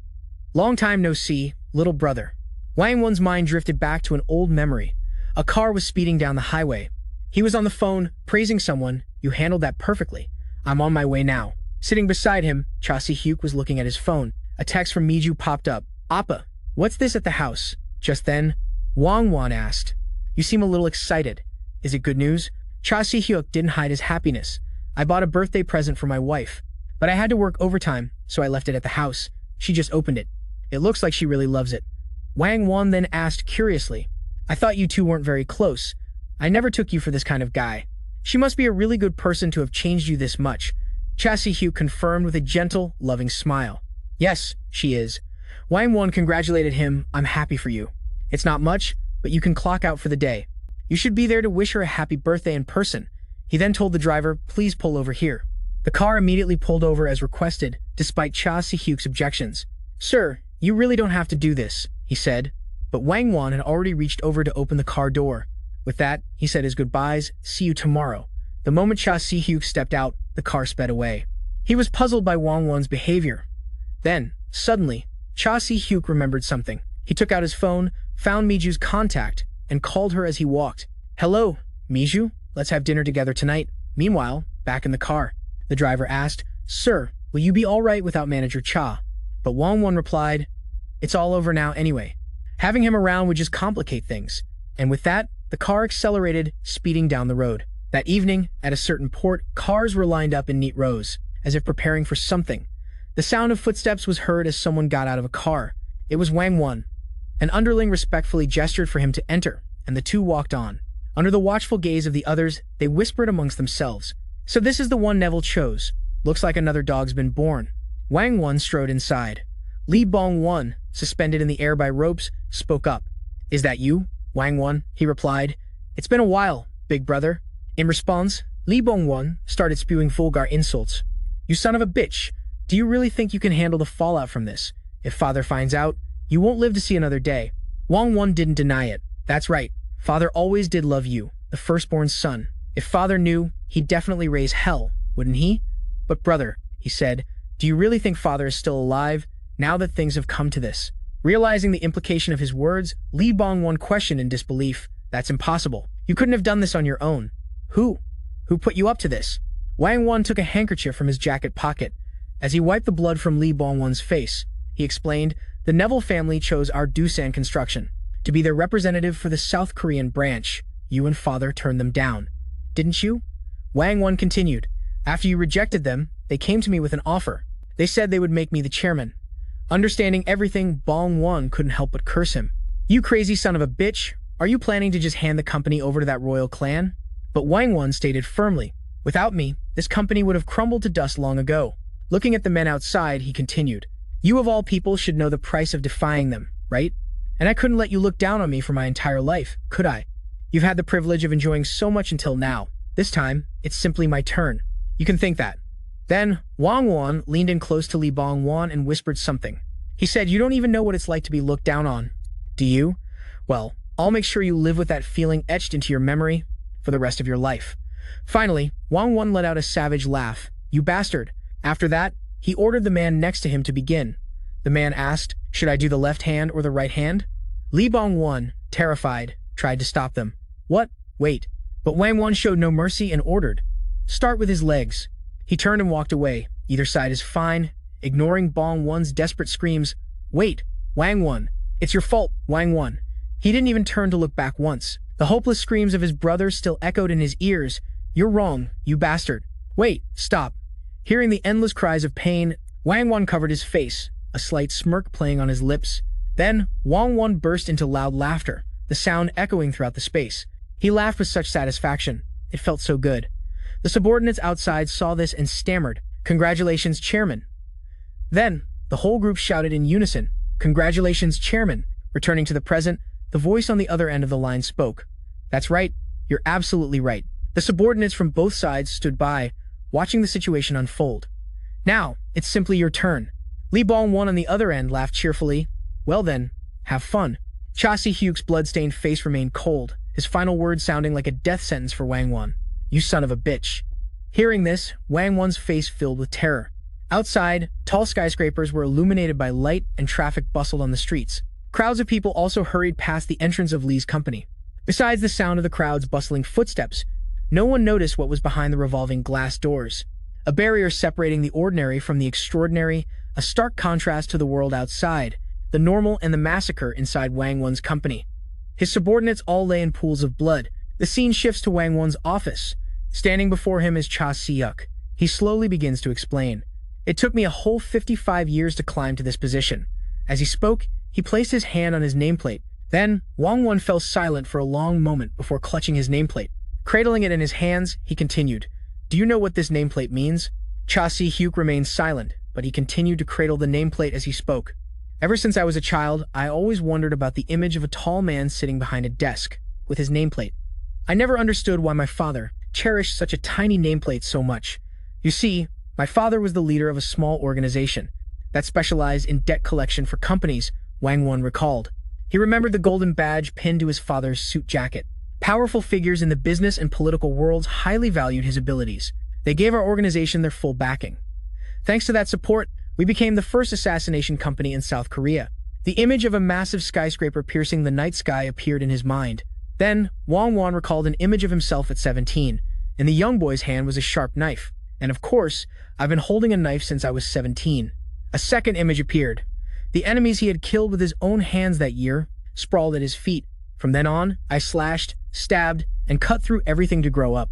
Until I grew up, no matter what, I could never understand the meaning of that nameplate my father cherished so dearly." He looked down at the plate, where the two words chairman were stylistically engraved, representing its supreme authority. Wang Won added, "But it wasn't until that nameplate became mine that I finally understood the meaning of the life that I've lived until now." He lit a cigarette and tilted his head back. "Every step I've taken is compressed into this tiny nameplate." In the end, Wang Won finally understood. This was the symbol of the one who stands on top. It's proof that everything is beneath my feet now. Sunlight began to filter through the tall buildings. "Yes, this nameplate is the ego that acknowledges me." He took out something shiny. "And it's also my reward." The glare from the object made Cha Si-hyuk squint. Taking advantage of his unguarded moment, Wang Won attacked. Luckily, he dodged the blow. He quickly drew his own knife. The two, one old and one young, engaged in a fierce battle. He kicked his leg back, gaining momentum to charge forward. And so, Wang Won quickly kicked hard at his front leg. The kick caught him off guard, making him lose his balance. Wang Won scolded him, "You swore loyalty to me, and now you dare to bite the hand that feeds you?" Seeing that he was at a disadvantage, Mansu was about to step forward but was stopped by Han Kang-san. Kang-san, intently watching the fight before him, spoke up, "Watch closely." Mansu was sweating profusely, worried about Cha Si-hyuk. At that moment, Cha Si-hyuk was relentlessly attacking Wang Won, but he dodged every blow. Seizing an opportunity, he grabbed Wang Won's hand. The knife in his hand was quickly knocked away, which surprised him a little. His eyes widened as he saw the knife in his opponent's hand about to plunge straight towards him. Suddenly, something shot out from his wrist. A sharp blade pierced through Cha Si-hyuk's palm. Hit, he quickly let go of him. His blood splattered all over the floor. Taking this chance, Wang Won thrust the hand with the knife hidden under his suit sleeve towards him, but he dodged it once again. He seized the opportunity and quickly grabbed his wrist. He threw him backwards. Suddenly, something made Cha Si-hyuk pause, because the knife in his hand couldn't pierce through that suit jacket of Wang Won. A bulletproof vest. Seeing him distracted, he kicked the wound on his thigh. Cha Si-hyuk quickly backed away to dodge. In his mind, he thought, "Li Wang Won, stop struggling." His eyes turned bloodshot. "No matter what you try to do, the outcome won't change. Just give up. You're definitely going to die today." He stubbornly kept charging at him, with the knife in his sleeve. The knife in his hand swiped past his head, but he dodged and counterattacked by slashing his thigh. The battle between the two was far from over. As Wang Won was about to charge, Cha Si-hyuk slashed his hand. It was then that he realized his current situation. "If this keeps up, I'm going to die." His eyes showed clear fear as he thought back. "If I hadn't been wearing the bulletproof vest." Wang Won let out a shout and used all his strength to lunge at him, grabbing his waist and pushing him back. He dug his fingers into the wound on Cha Si-hyuk's thigh. Feeling it, his face grew even colder as he glared at him. Taking this chance, he staggered towards the group of people standing there, his frantic footsteps trying to rush forward, as if searching for a way out. By now, Wang Won was standing in front of them. Blood covered half his face, his expression full of fear as he looked at the group before him. But in return, he was met with the demonic glares of the group on the left. Everyone looked at him with rage. It was the same on the right. Their eyes were filled with hatred. Even Nam Wong just stood there motionless. Wang Wan rushed over to Nam Wong and tried to persuade him. How much did Li Bong Wan promise you? I'll pay you double, no, 10 times more. Because he believed that, for him, dealing with that guy who's half dead over there is a piece of cake, right? Nam Wong's lips curled slightly as he spoke. My friend, you haven't changed a bit. This time, handle it yourself. Don't always come running to me like before. Hearing this, Wang Wan replied with a look of disbelief. What? Suddenly, he heard footsteps from behind him. He turned to look. Cha Si-hyuk was approaching him. He questioned, why did you do it? He reminded him, you haven't forgotten the promise between your father and me, have you? He promised I could retire without paying any price. Wang Wan quickly backed away, saying, I had no other choice. He tried to justify himself. After you left, what if? What if? You went to work for another company? He continued, backing towards the wall. If that happens, my company will. Wang Wan said, his face filled with fear. Sweat poured down like a waterfall as Wang Wan continued. It will collapse. He clutched his head in fear as he spoke. I'd rather die than let that happen. Then he started shifting the blame. That's why I ordered that rat-faced bastard to kill you. I even silenced him. So why the hell did he spill everything? He stepped forward and explained, Ratface is a spineless coward. He couldn't have acted on his own. It was easy to figure out that you were the one pulling the strings. Hearing this, a trembling Wang Wan said, I was wrong. I did it all for the sake of the company. As he spoke, he thought to himself, damn it, I was blinded by greed. It seemed he was waiting for the right moment. He always kept a gun inside his vest pocket. Just a little closer. He thought, looking at Cha Si-hyuk in front of him. He knows I always carry a gun. Timing is everything.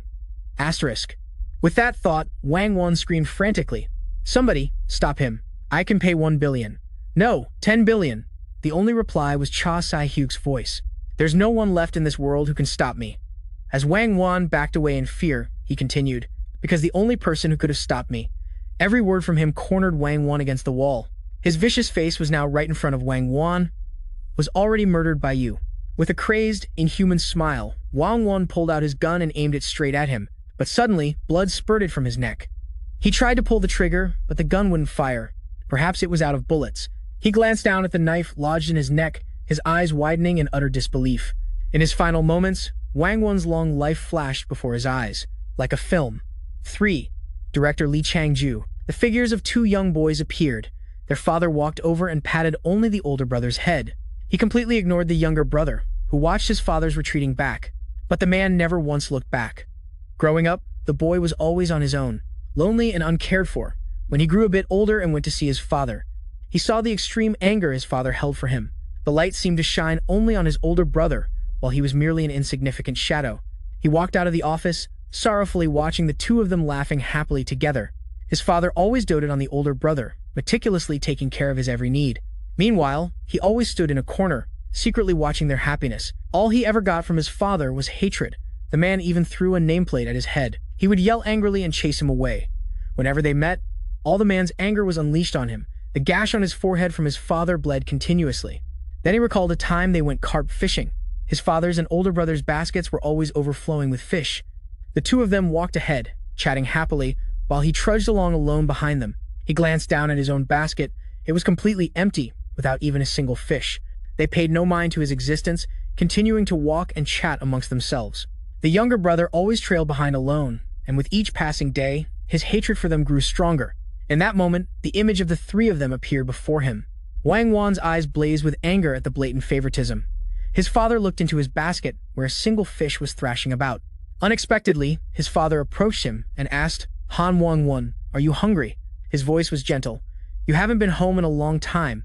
How about we go back and I'll make you some spicy fish stew? His smile was filled with a rare warmth. The boy was silent in the face of such concern. At that moment, it was perhaps the first time he had ever felt cared for. Wang Wan now understood. My father's shadow always blocked my view. That shadow, which I always thought was just in my way. If only I had realized sooner that it was a shadow meant to protect me. Would things be different now? And so, Wang Wan lowered his head, thinking, maybe I also could have. Just then, Cha Si-hyuk stood over him and cursed, you lunatic. You're nothing but a pile of garbage. The knife still in his hand, he added, go on ahead and wait for me. As he spoke, his face was emotionless as he looked down at Wang Gun. I'll see you soon. The battle ended, and the injured were carried away. On Wang Gun's side, one man was berating another. I told you to get up here, but you were busy cleaning up the first floor? How long were we supposed to wait? Might as well just throw him off the building. The man grumbled to himself. Asterisk. Damn it. Asterisk. Why couldn't he just die cleanly instead of making things difficult for everyone? Hey, not there. Grab this side. Just as he was about to lift the body, thinking, asterisk, he's lighter than I thought, asterisk, a hand stopped him. It was Nam Wong. He swiftly shoved the other man aside. Then, he slowly lifted Wang Gun's body and hoisted it onto his shoulder. Once he had him secured, he turned to leave, saying, I'll take him. Meanwhile, Cha Si-hyuk was about to leave when Kang San and Mansu came out and called his name. Cha Si-hyuk, Kang San began, I owe you one. Thanks to you, I was able to get rid of the unfilial son who murdered the former chairman. On behalf of all our employees, I offer you my sincerest thanks. Then he asked, but are you all right? The fact that we killed Lee Wang-won means the Neville family has lost its South Korean branch. This is beyond what the boss can protect you from. Kang San warned in a cold tone. They won't let this go. Hearing this, Cha Si-hyuk simply stared at him without responding. Seeing this, Kang San turned to Mansu. The priority right now is to let him get some rest. Help him out, will you? I need to go check on the injured. After saying his piece, he watched as Mansu helped Cha Si-hyuk away. Kang San's thoughts were a tangled mess. Asterisk. If those guys hadn't called for reinforcements in time, the outcome might have been completely different. Asterisk. With that thought, he turned and went back inside. Meanwhile, an exhausted Cha Si-hyuk heard, Hey, you. It was Mansu's voice. I never thought I'd see you this messed up. It's all over. Let's go home. The sky was starting to lighten, and the streets were getting busy with traffic. In another room, a man sat by the window as another approached him. Seeing the other man approach, the old man spoke first. The name Guang means to shine. Wan means the head. My father gave him that name, hoping he would live an upright life. An honest life. Yet he lived the complete opposite. The man who had arrived was Pero, the former head of security. The old man asked, Pero, are you planning on returning? Pero replied with a smile. With things as they are, I must stay. I'm worried about young Master Bong-won. I'm afraid if this continues, his company, Changju, will truly go bankrupt, just as its name suggests. Hearing that, the old man laughed heartily. Li Changju. I was vehemently against that company name, but who could ever change that stubborn mind of his? Pero threw his cigarette butt to the ground as he spoke. Sir, it's been announced that the Nevilles are coming.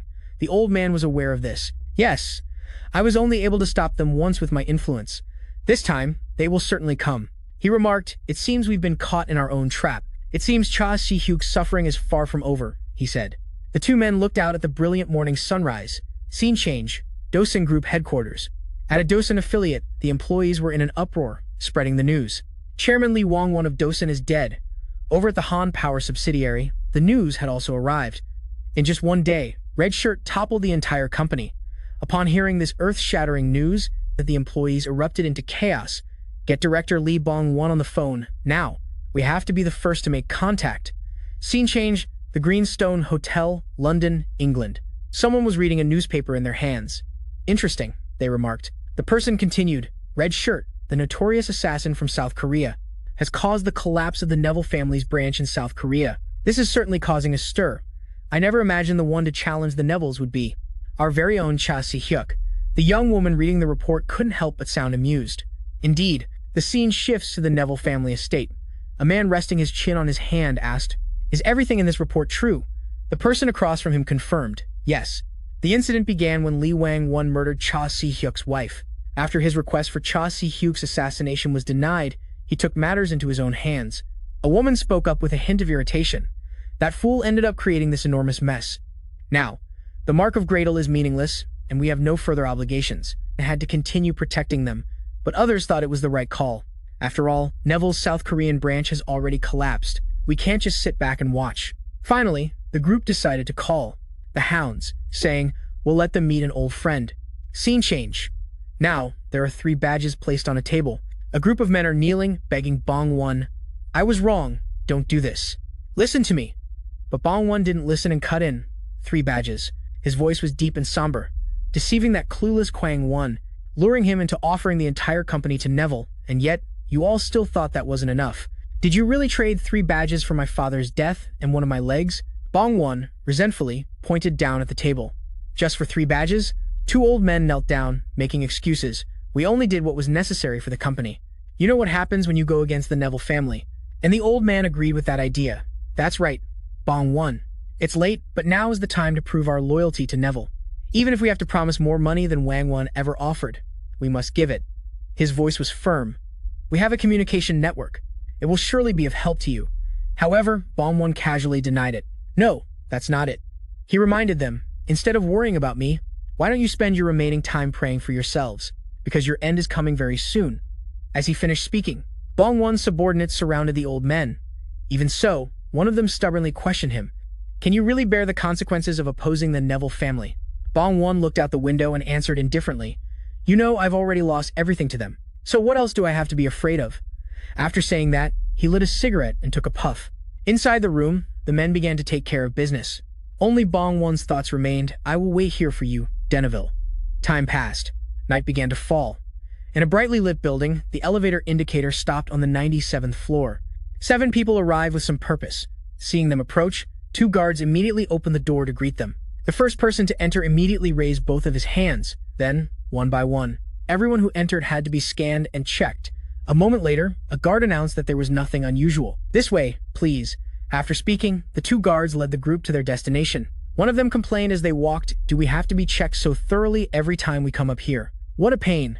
The man next to him added sarcastically, empty vessels make the most sound. Give it a rest, Orca. He won't get it. Hearing that, the man immediately retorted. South Korea has the same saying, you, blockheads. Hearing himself being insulted, the short man turned his head to confront him. Blockhead, what did you say? In the end, the one with authority had to step in. He warned them, if you're not planning to fight, then stop it. We're on our way to meet a very important person. Their steps suddenly halted. The one in the lead warned everyone, stay silent the moment you enter this room. After the reminder, he ordered, let's go in. The one who was just complaining tried to get him one last gripe. It feels really heavy in here. At the same time, the door opened, revealing a red light from within. The group slowly entered the grand hall. Above, there were guards holding guns. Everyone's eyes were focused on them. When they reached the front of the stairs, the group stopped.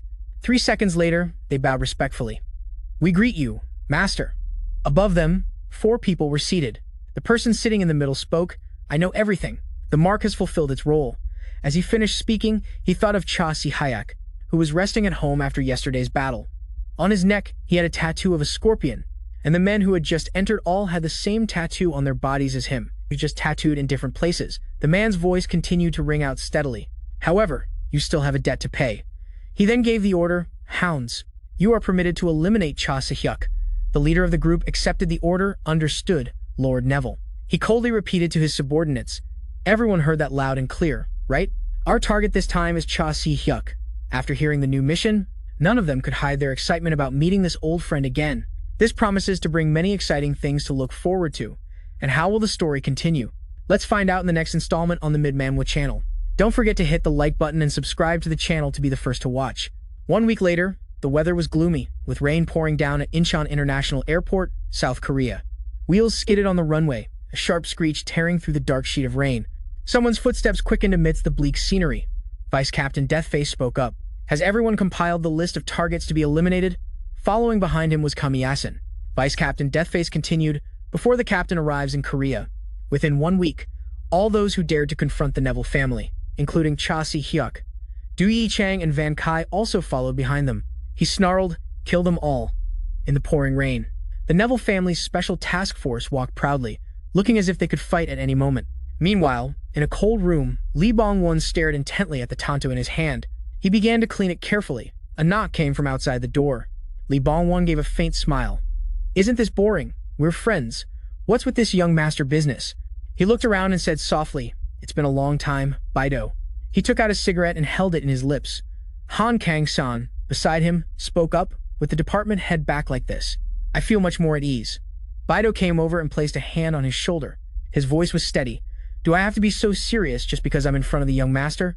Just call me, like you always do. Calling me that gives me the creeps. What about Namgung? Han Kang-san replied. He's looking for the retired members of the 12 Zodiacs. He glanced at the cigarette smoke, a bit puzzled. Is he doing that out of desperation? So, has there been any progress? Lee Bong-won said with a weary tone, it'd be a miracle if there was any progress. His voice grew heavy as he thought about Namgung. The 12 Zodiacs under my father once had a very close bond. But 15 years have passed. That's too long a time to be planning revenge against the Neville family. Images from the past gradually surfaced in his memory. Lee Bong-won spoke softly. Perhaps during that time, they've built new lives for themselves. He sounded a bit sad at this point, so their loyalty to my father is now just a faint memory. He remembered Nam Gung standing in the rain in front of a door. Lee Bong-won lamented, a single call. How can that bring them back after all these lost years? Bido crossed his arms, sympathizing. At this rate, we're all screwed. Han Kang-san threw a file of candidates onto the table. He explained, among the current employees, I've selected a few capable individuals who are qualified to become new members of the 12 Zodiacs. Got it. Bido sneered. Only 4 people? That Cha Si-hyuk must have really wrecked the company. What's left of it, anyway? Han Kang-san glanced over at him and said, regardless, the one named Gu Mansu is a friend of Cha Si-hyuk. His abilities are quite impressive. Glancing briefly at the candidates, he continued, the plan is still the same. He's never stood out before. Bido scratched his head and gave his opinion. You can tell just by looking at those listless eyes that he has no ambition for power. I don't like this guy. Lee Bong-won leaned back in his chair, thinking, even though he's still green, this is no time to be picky. Gather them all. In a flash of lightning that tore across the sky, his appearance became demonic. It's time for a confrontation. The stream of cars on the street rushed by, their lights streaking through the gray sheet of rain. Mansu drove with a tense expression. A short while later, he arrived at Cha Si-hyuk's house. He had placed a photo of himself with Mizu by his bedside. Cha Si-hyuk slowly unwrapped the bandages on his wound. I've recovered and can move now. Mansu put a hand to his forehead, worried. The company is in chaos, like a disturbed beehive. Lee Bong-won has really drawn his sword. It looks like he's about to start a war with Neville. Mansu looked over at Cha Si-hyuk and asked, so, what are you going to do now? He answered cryptically, I'm waiting. Mansu looked confused. He lowered his head and continued, that's the only way I can do anything. The conversation ended, and Mansu drove home through the quiet night. He's giving you time to think, probably waiting for the Neville family, which also means I have to do something to survive. Mansu's car came to a stop. He took heavy steps through the cold rain, entering the dark hallway. Mansu thought to himself, Cha Si-hyuk needs a place to vent all his anger. He opened the door cautiously. Light from the small room spilled onto Mansu's face. Mansu's mother walked over and spoke. To his surprise, you're home, Mom? Mansu broke out in a cold sweat. He suppressed his panic and spoke. Mom, go back to your room right now, she asked worriedly. Is someone out there, son? Someone's been knocking for a while now. I kept asking who it was, but no one answered, so I didn't open the door. The atmosphere grew tense as a knock sounded at the door again. Mansu's mother said softly, they're knocking again. Outside, the silhouettes of 2 burly men appeared. Mansu shouted, who's there? There was no response from outside, which annoyed Mansu's mother. Not answering at all. Do they have nothing better to do than play games? Mansu cut his mother off. He had a dagger ready, his voice sounding earnest. I'm begging you, Mom, please go to your room right now. The sharp blade of the dagger in Mansu's hand glinted. She started to feel worried. A sense of unease rose in Mansu's mother's heart. Mansu. He decisively grabbed the doorknob.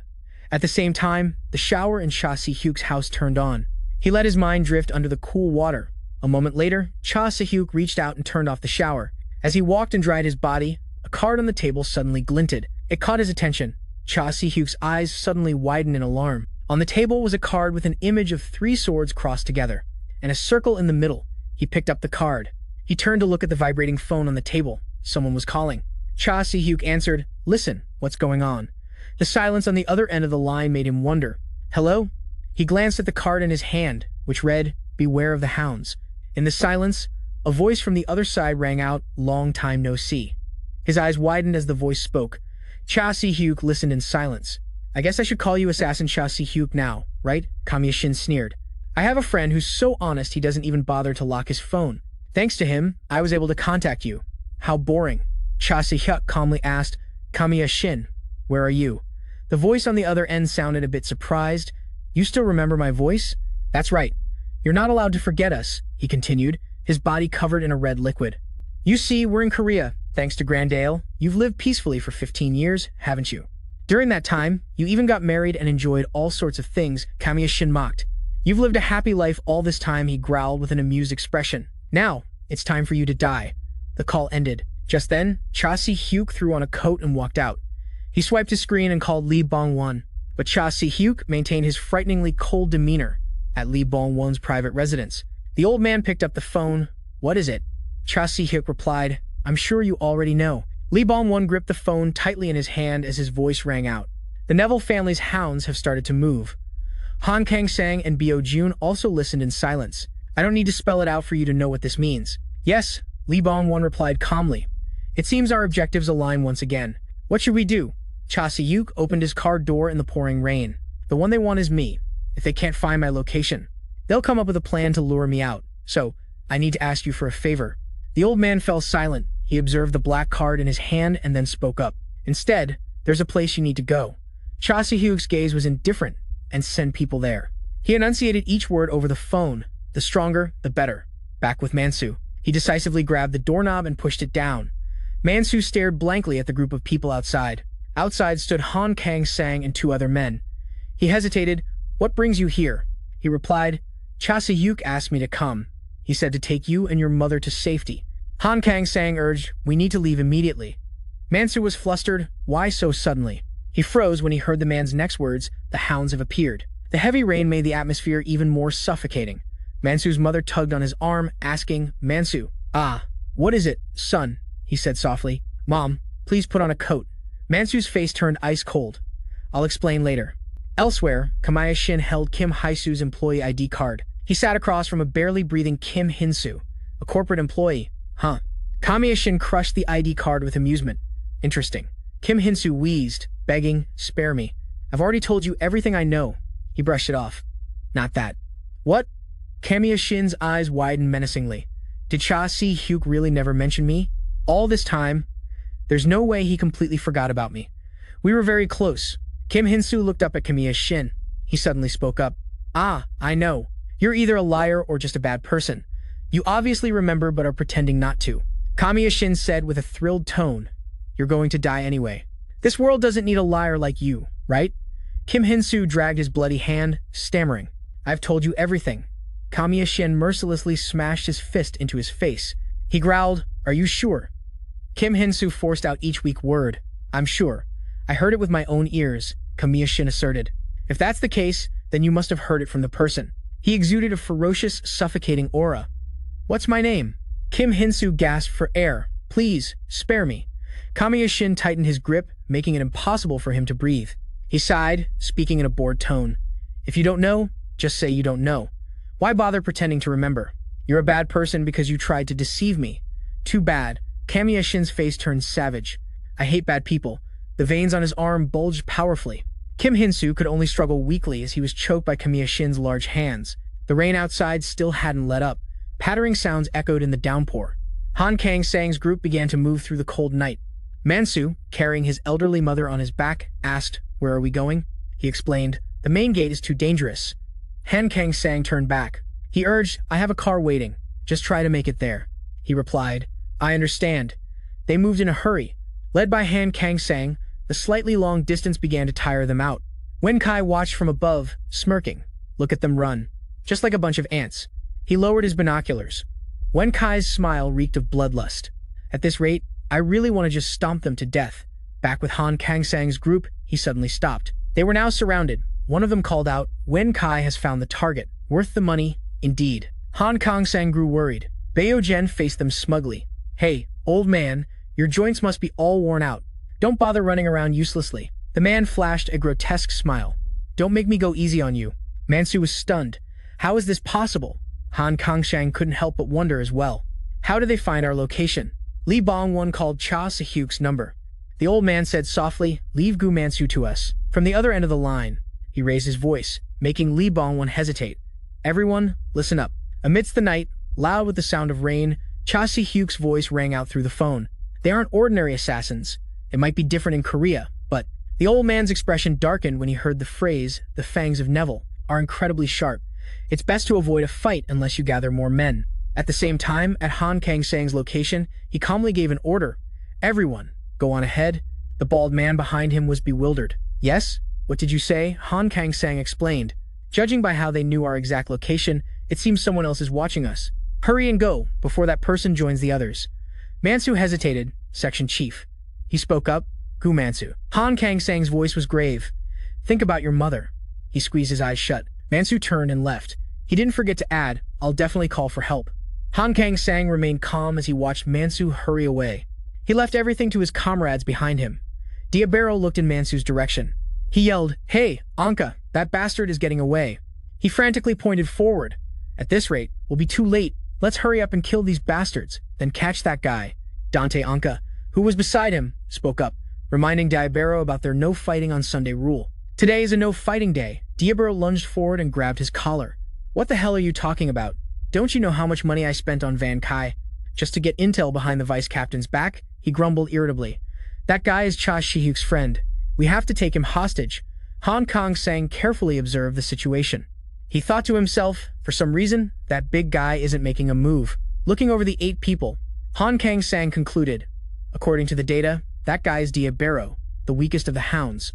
We need to take him out first," he said to his men. "Why are you just standing around? Get going." The curly-haired guy spoke up. "We'll fight with you, Section Chief." Han Kang-sang smiled when he heard that. "I don't need your help.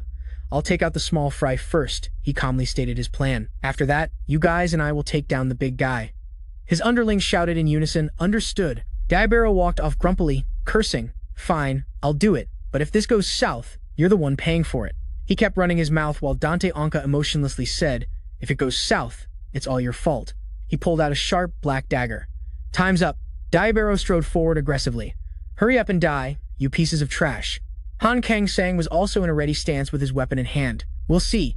He sneered, "I don't die that easily." The rain continued to pour down relentlessly. Du Yichang was waiting alone at the meeting point when Cha Shihyuk approached. He spoke first, "You're here." Cha Shihyuk brushed his hair back, revealing his handsome face. Du Yichang gave a faint smile. "Honestly, it's been a while." Du Yichang turned and said in an indifferent tone, "Shi-Hyuk-hyung." By now, the sky was pitch black and the rain was pouring. Cha Shihyuk and Du Yichang were standing opposite each other. He skillfully twirled a dagger in his hand, while the other man just stood silently, observing his opponent. Suddenly, Du Yichang threw the dagger at Cha Shihyuk.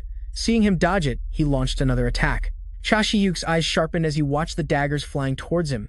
Then he quickly moved to dodge them, a sight that made Du Yichang smirk slightly. Cha Shihyuk landed decisively, his hand tightening around his sword. He then launched a kick, but the other guy dodged it. Du Yichang drew his weapon, preparing to attack. On the other side, Cha Shihyuk also spun his sword once. As fast as lightning, the two of them grabbed each other's hands. He squeezed the other's wrist until the veins popped. Then he spoke in a cold, mocking tone to Cha Shihyuk. It's really hard to believe, if this is your true power." Du Yichang's voice was soft but carried a threat. "Then you're going to die by my hand." Scene changed to another location. A group of thugs are picking a fight with someone. Diabero slashed fiercely, but Han Kang-sang quickly dodged. He furiously yelled, "Damn it, they said the 12 Zodiacs were weak. So why is this guy lasting so long?" Looking at his speed, Diabero realized this fight wasn't in his favor. With a knife suddenly at his neck, he gritted his teeth. "I can't believe this punk has a physique so suited for combat. He's terrifyingly agile." Diabero's eyes showed clear. "Strain. I can't keep up with his speed. I can't afford to make a reckless move." The next second, he gripped his knife and lunged. "Damn it, I'll just have to use it." His opponent's quick reflexes only made Diabero more furious. "I don't have time to play with you." Suddenly, Han Kang-sang's eyes fixed on something. Behind the man's ear was a wire snaking down his neck. Without missing a beat, he launched a fatal blow. Diabero couldn't react in time. He could only lie on the ground, screaming, "It hurts so much. I've been cut. I'm gonna die. That old bastard stabbed me deep on purpose." He opened his palm, which was covered in blood. Diabero's face contorted as he stammered, "Blood. Arga, I'm bleeding." But the other man didn't react at all, only glancing coldly as Diabero clutched his arm. His whole body trembled. "I'm scared of blood. Just like that time. I'm just as scared as I was back then." Diabero's voice was now incredibly weak. "I want to run away. Help me, Arga." Immediately, Dante Anka lunged and attacked him. Caught by surprise, a flash of terror showed in Han Kang-sang's eyes. He lost his balance and stumbled backward. Seeing this, his underlings panicked and called out, "Section Chief." Meanwhile, the other man laughed triumphantly and continued his act, "Arga. I'm scared, Arga." Dante Anka looked as terrifying as a demon. One of his men ran over worriedly to help Han Kang-sang up. "Section Chief, are you okay?" A trickle of blood was at the corner of his mouth, but he forced himself up. "I'm fine. Even though I blocked it, my right arm and ribs are broken. You guys need to run. Now." But before he could finish, another man cut him off. "Planning Department, prepare for battle." He turned his head and shouted, "Are you looking down on us? Hurry up, get into your fighting stances." Han Kang-sang froze when he heard the man say, "If we can't stop that guy, the chairman will be in danger, won't he?" The next second, they charged forward decisively. Everyone, charge! We have to land at least one blow. But no matter how many of them rushed forward, it seemed Dante Anka was completely unharmed. He also unconsciously gripped his knife and ran quickly towards his opponent. Asterisk. Damn. Asterisk. At that moment, Han Kang-sang realized, asterisk, we can't win. Asterisk. Looking at the chaotic scene before him, he wondered, asterisk, can't we make it back alive? Asterisk. Even though they knew, everyone still pushed forward. Before Han Kang-sang's eyes was the sight of the enemy striking down one of his men. Asterisk. At this rate, after everyone has been sacrificed, that sword will be aimed straight at the chairman. Asterisk. He said to himself, asterisk Chashi Hyuk, your friend has been saved, so the rest of it. Asterisk. Asterisk is up to you to handle. Asterisk. Han Kang-sang's feet scraped hard against the pavement. Asterisk. Of course, I won't be shameless enough to push it all onto you. Asterisk. Asterisk. You don't need to worry. Asterisk. His face was filled with determination. Asterisk. So that the sacrifices of these men will not be considered meaningless deaths. Asterisk. Asterisk. And so that sword doesn't reach the chairman. Asterisk. Dabero watched intently. He assessed. Asterisk. Before I go down, I'll make him pay a price. He uses his legs. Asterisk. Asterisk. Just like I saw in the data. It's an offense-oriented weapon. Asterisk. After that, Han Kang-sang launched another kick, but his opponent dodged. Han Kang-sang's feet stomped hard on the rain-soaked ground. They continuously rushed forward. The scene was utter chaos. Blood spurted from the wound on his cheek, gushing out. Asterisk. My body feels lighter than ever. Asterisk. Han Kang-sang relentlessly attacked with his kicks. Asterisk. I guess this is it. The moment I can move as freely as I did in my prime. Asterisk. His legs shot out in a straight kick. Asterisk. I can do this. Asterisk. Han Kang-sang's eyes were now ice cold. His foot was just inches from Dante Anka's face, but unexpectedly, the man powerfully thrust his blade forward. Then he decisively pulled it out, causing Han Kang-sang to cough up blood. His pupils dilated as blood sprayed from his mouth. Not stopping there, Dante Anka continued by forcefully pulling Han Kang-sang's hair back and raised his weapon high, preparing to bring it straight down on his prey. He could only stare wide-eyed as the sword neared his neck. Above, the heavy rain made the whole sky a bleak gray. Han Kang-sang's eyes widened in despair, then blurred with tears and rainwater. Han Kang-sang lay next to Nam Woong on the cold ground. He said softly, "Live." The two of them lay motionless in the pouring rain, not yet dead. The crutch was broken and tossed aside. At that moment, the man finally spoke. "I couldn't protect the company, and I couldn't protect my father. Don't I even have the right to die?" He squeezed his eyes shut and whispered, "Live." Nam Woong sat bolt upright. His voice was laced with despair. "Take that back. The one thing I can't do is even stand on my own 2 feet." Tears streamed down Han's injured face. "But you, Kang-sang, can still stand." Hearing that, the man smiled faintly. "With you getting in my way like this all the time, how can I possibly die?" "I'll live, because I can't die." Nam Woong's large hand slowly covered his vision. "Wipe your tears, you idiot." Just as that hand was about to touch Han Kang-sang, he immediately pulled away. Returning to the present, before Han Kang-sang's eyes, was the sight of Dante Anka on a wild killing spree. His eyes were now completely empty. Unable to think of anything else, Han Kang-sang collapsed to his knees. He watched him approach with his sword, then glanced down at a colleague who was lying motionless on the ground. He bit his lip harshly. He also slammed his hand on the ground, splashing rainwater, then calmly stood up. Back then, if I had fought with the same spirit, willing to sacrifice my life like them, I could have protected him. The responsibility of failing to protect the company. Han Kang-sang leaped to dodge, resolving in his heart, "I will not make that mistake again." His feet moved swiftly and steadily through the air, as if there were no tomorrow. He then zipped past Dante Anka Barrow horizontally. Suddenly, Dante grabbed Han Kang-sang's wrist, but he didn't give up and struggled to pull his hand away. "Therefore, I have nothing to regret." Han Kang-sang once again stepped on Dante Anka Barrow's thigh and leaped down. A sense of unease rose within him about what was to come. Dio Barrow, standing on the sidelines, watched the fight intently. His pupils dilated as he prepared to stab his prey with the sharp blade. Han Kang-sang charged forward. The scene was incredibly bloody. I've left it to him. All that could be seen was Dante Anka Barrow cutting off his head. The rain continued to fall relentlessly. It even grew darker and heavier as raindrops pattered down on the road. After finishing off his prey, he spoke up, "Let's go, Dio. We've lost the trail anyway." The man stood up, complaining slightly. "See, wouldn't it have been better if you'd helped from the start?" Dio Barrow held the sword in his hand before turning back. "Wait a little longer. I still have a debt to settle with that bastard." Suddenly, the man jolted awake, his eyes wide open. Nam Yuong sat dazed on the bed. He reached for his glasses. That's strange. Something's off. He then slowly put them on. At that moment, a large bolt of lightning lit up the sky. This sight filled Nam Yuang with a sense of unease. Something's not right. In the rain, two figures were preparing to clash in a life-or-death battle. The two of them, quick as lightning, unleashed attacks on each other. Their blades clashed simultaneously, but they didn't hit their opponent. Du Yichen glanced sideways as he zipped past him. Cha Si-hyuk also glared at him with a murderous look in his eyes. Du Yichen's hand shot out decisively.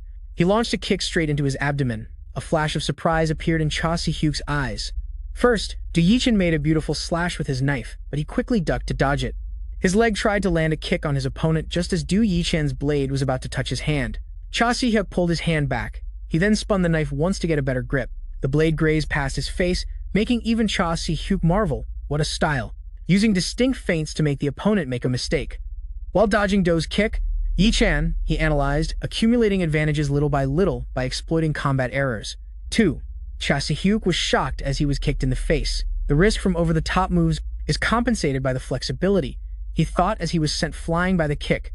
The characteristic fluidity of Do Yichen. Despite just being attacked, Cha Si-hyuk maintained his balance. His eyes were filled with killing intent. Du Yichen looked at him. Cha Si-hyuk silently assessed. He's gotten so strong, he's incomparable to before. The probing is over. The next second, the two of them clashed again. Both of their blades collided forcefully. So, he took advantage of Du Yichen's carelessness and landed a punch on him. The punch was so powerful that it made Du Yishan spit blood, but he still didn't give up. He continued to block Cha Si-hyuk's blade while tightening his grip on his own knife with one hand. With his other hand, Du Yichen grabbed his opponent's wrist, then pulled his knife back while simultaneously pulling Cha Si-hyuk's hand away. He swept his leg past Du Yichen, preparing to strike. Cha Si-hyuk tripped him and landed a punch straight to his face, causing Du Yichen's head to snap back. A cut also appeared on one of his cheeks. A scratch. He was half kneeling, trying not to lose his balance and fall. Du Yichen looked up at Cha Si-hyuk with a blank expression. He propped one hand on the ground. What should I do? He knew he shouldn't, but right after, Du Yichen stood up straight. This is getting too interesting. The corner of his mouth lifted in amusement. Let's continue. The two of them stood there, radiating a killing intent as if they wanted to devour their opponent. Switching to another location, Kamiya Shin was stretching in the rain. Just then, a voice came through the phone. Keep going. Wen Kai was wearing an earpiece. He took it out. On the other side, the guy was still diligently stretching. Yes. Wen Kai glanced at it briefly and said, it's like... He narrowed his eyes. There's a certain smell. Hearing that, Kamiya Shin asked blankly, what smell? Then Wen Kai changed the subject. It's nothing. Just stretch. Shin, you need to warm up first to make it easier to catch Cha Si-hyuk. He continued to twist and stretch. I know. He put on a fake smile to hide his thoughts. Because he's so obsessed with Cha Si-hyuk, I don't know what kind of stunt he'll pull when that kid isn't here. I have to report this to Deathface. Du Yichen, what the hell is going on? Back with Cha Si-hyuk and Du Yichen. A smashed phone lay at their feet. It was shattered to pieces, completely inoperable. He slowly moved his two hands. Du Yichen was communicating using sign language. We're being bugged. When Kai hacked my phone. Immediately, his eyes turned ice cold. He continued, not only that, your phone is probably bugged too. Ditch it, then we'll talk. Cha Si-hyuk replied unhurriedly, I already tossed it on the way here. I know your strength well. What's the reason you called me here? Explain. Before speaking, Du Yichen used his thumb to lightly wipe the blood from the corner of his mouth. He said softly, you've gotten stronger, haven't you? I thought I was stronger than before too. Then Du Yichen said honestly, to be honest, I didn't expect you to come. If it was a trap, why would you still show up? Cha Si-hyuk explained, if it were a trap, you wouldn't have gone to the trouble of coming all the way to my house to warn me, and even writing it in Korean. Hearing that, he let out a soft chuckle. Maybe I should reconsider this, Du Yichen mused. His strength exceeds the hound's predictions. At this level, it's worth a shot.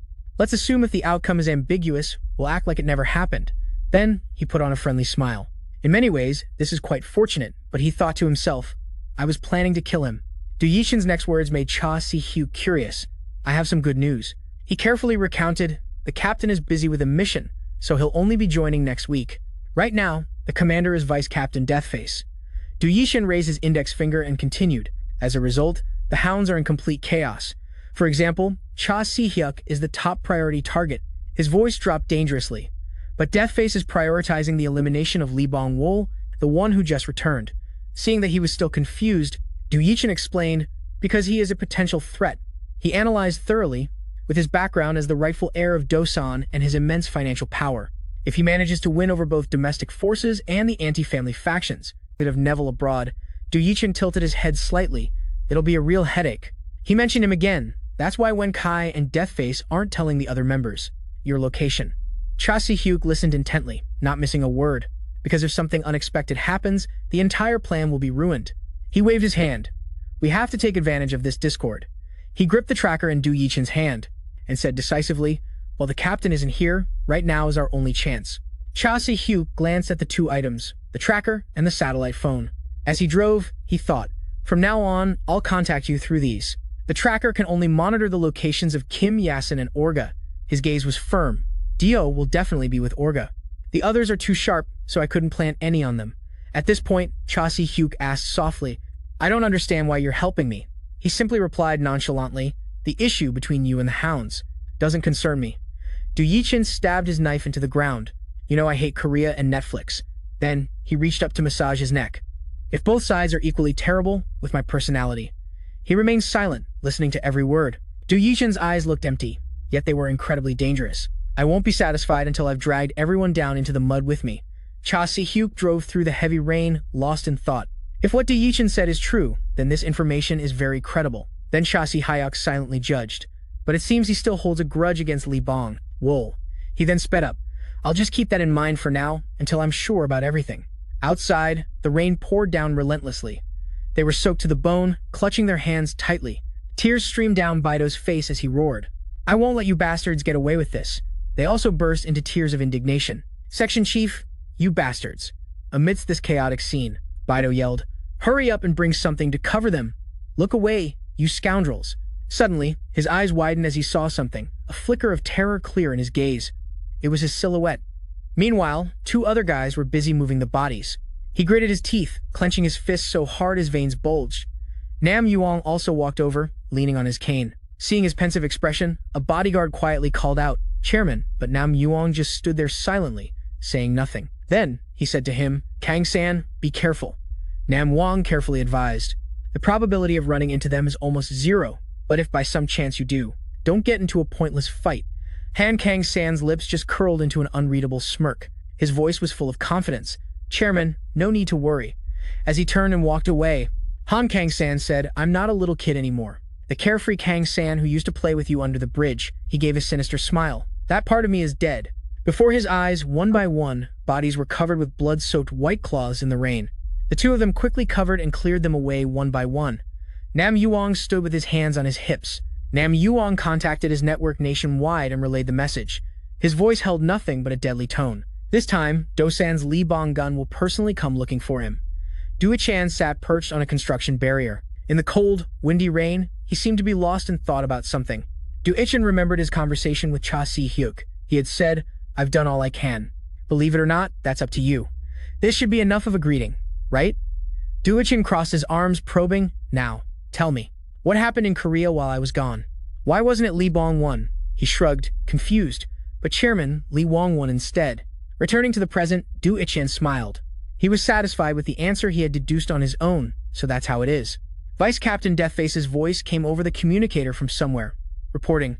On the other end, Van Kai's voice came through. "Vice Captain, Du Yichin's phone has been disconnected. From what I could hear, it seems Cha Si-hyuk and Du Yichin got into a scuffle. I sense something's off," Vice Captain Deathface wondered.